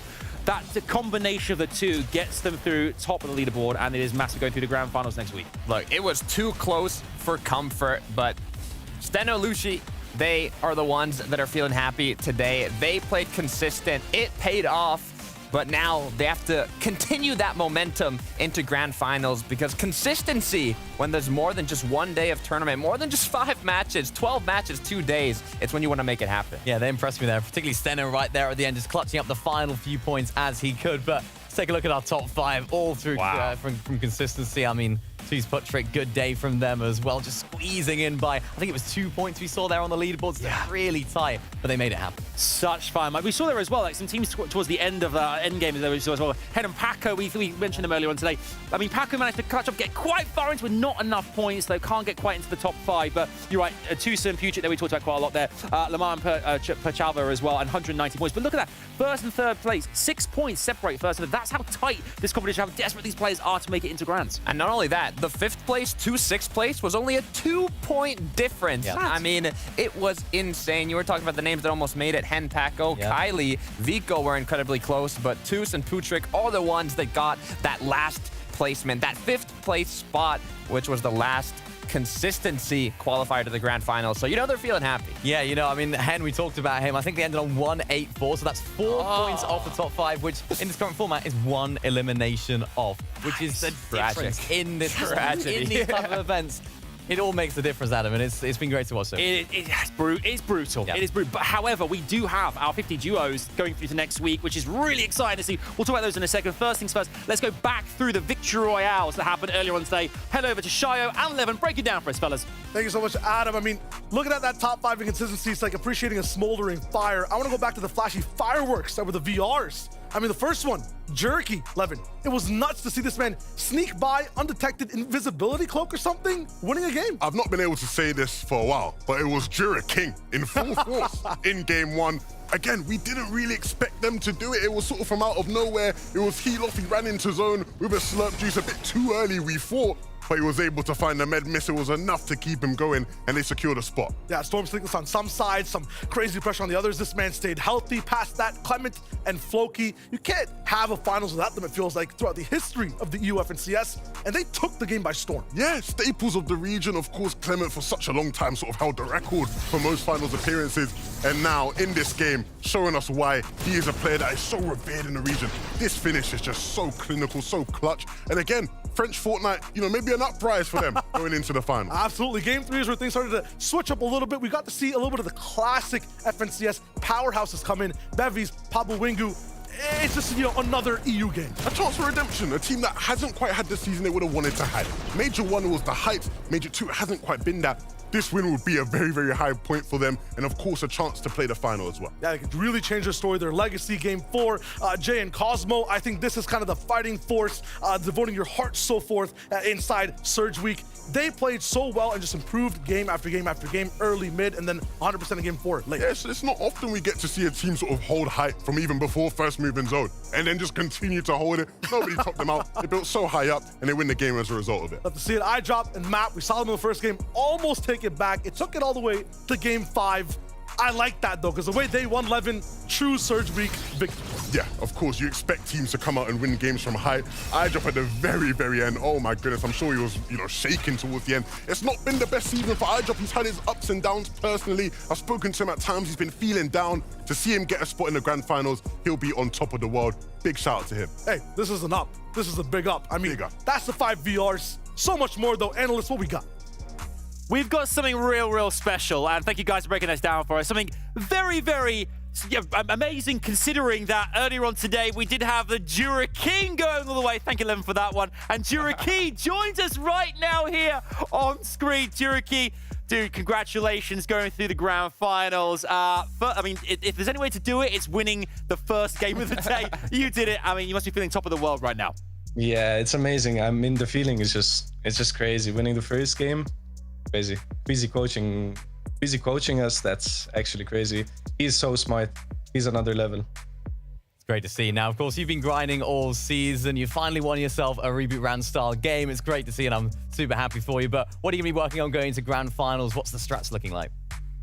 I mean, obviously, I can't go too in depth with the strats, but I mean, we do have one of the strongest POIs uncontested, which is right side Mega City, and if we're lucky enough, we're going to get the vault 12 out of 12 games, which is crazy. The mythic pump is just insane with the legendary slurp juices. It's going to be our win potential there. I love to hear it. And now, look, those are a bit of in-game strategies. Are there any strategies outside of the game that you are doing to perform to the best of your ability? Of course, I mean, I implemented fitness and training into my regimen as well. And I think that's been helping me a lot, just focusing on that a little bit. Can you walk us through as well your Victory Royale at the beginning of the day here? Walk us through exactly how it happened from your perspective as a player from start to finish. How did you play that one out? I mean, so first at like 4 p.m., I think Reezy invited us to a call and just walked us through some strategies that we're going to do. And they were pretty simple. I'm not going to lie, they were pretty basic. And we just executed them today, and it all went to plan, and you saw what happened. We did indeed. You went all the way through, straight away to finals. Congratulations again. Where can we find you on socials online? On socials, on Twitter, you can find me at @Jurky, that's JUR3KY, and on YouTube and on Twitter and Instagram. Superb. Congratulations again, my friend. We'll see you next week in grand finals. Thank you. Yeah, see ya. Awesome. Jaruki right there. Amazing to see. Broadcast schedule as well. We have had weeks 1 through 3. We've had Surge Week now, and it's time next weekend for Grand Finals. We're there, boys. Mini, it's coming our way. It's coming up. I'm excited. I'm super hyped to see which of our teams that maybe have gone through today can perform because, of course, the lobby was already set for the first 3 weeks, but now these new entrants into the top, into the 50 teams is going to be amazing. I personally can't wait, Car. Look, Surge Week is exciting, but Grand Finals, it's another level. It's the moment we've all been waiting for, and I'm excited to see the titans, the legends of competitive Fortnite on EU battle it out. It's all coming our way. I mean, next weekend, it's so close. I mean, I love Surge Week, but Grand Finals, lads. I mean, we're only, what, 7 days away? I mean, Levin, Chayo, what was it like from your experience today as casting all the action as well? I mean, you seem to be enjoying yourselves immensely out there. Yeah, I'm just trying to be like Jericho. You know what I'm saying? I got to hit the gym routine like him, bruv. Yeah, that guy's looking powerful right now. Look, it was a fun day. I think you can always expect fun victory royales from these teams in Surgery. It's sort of what it's all about, right? Yeah, I feel surged up. That's my tagline of the day. Surged up. Surged up. I like that. That's great. That's great. Up. Levin looks it too. I mean, the way he's going. Surged up, energized. Mountain. The guy's a mad mountain. It's been incredible. I mean, Surge Week was absolutely brilliant. We got 50 duos ready and waiting for next weekend, though. I mean, so many big teams qualified, Mini. This is going to be quite the competition. So many big teams qualified. A couple of names that we'd expect to be in Grands didn't qualify as well. Of course, Vico and Kylie being one of them. I think they'll have to go back to the drawing board, try and fix a few mistakes that they've had, especially having uncontested South Slappy. That was a difficult one for me to process. Just to think like, Vico, not in finals, what's going on? Look, they'll have an opportunity next season. Hentaco as well. I mean, there's a lot of big names that didn't make it, but they'll have another opportunity. I can't lie. I don't think those guys will stay with each other. Ooh, I don't think they will. I don't think they will. Look, they've had their highs, they've had their big moments, they've provided lots of great memories over time. But, you know, these are talented players. It hasn't worked, this combination, this formula. I wouldn't be surprised if some other teams who, again, we expected to make it to finals that didn't decide, hey, look, Vico, you want to play? Kylie, you want to play? Hen, you want to play? Or maybe it's a gym buff. You know, seeing Jared roll through the first day. Just get to the gym, lads. That's all it is. I like kind of the format and the gameplay I saw, right? The meta so far inside Surge Week, a little bit away from the pizza partying. So I'm looking forward to seeing all the people in finals adapt to that too. A bunch of these guys finding their drop spots as well, because some of them qualified out of different places. And yeah, we'll see how things change. We certainly will. It's been an absolute blast. We've enjoyed every single second of this. Next weekend, we have EU finals coming your way. The Grand Finals 50 duos have now been officially confirmed for finals. We can't wait to see you there tomorrow. Of course, you have the Surge Week for NA as well. Do not miss that. From us, though, it's goodbye. We will see you out there on the Battle Bus.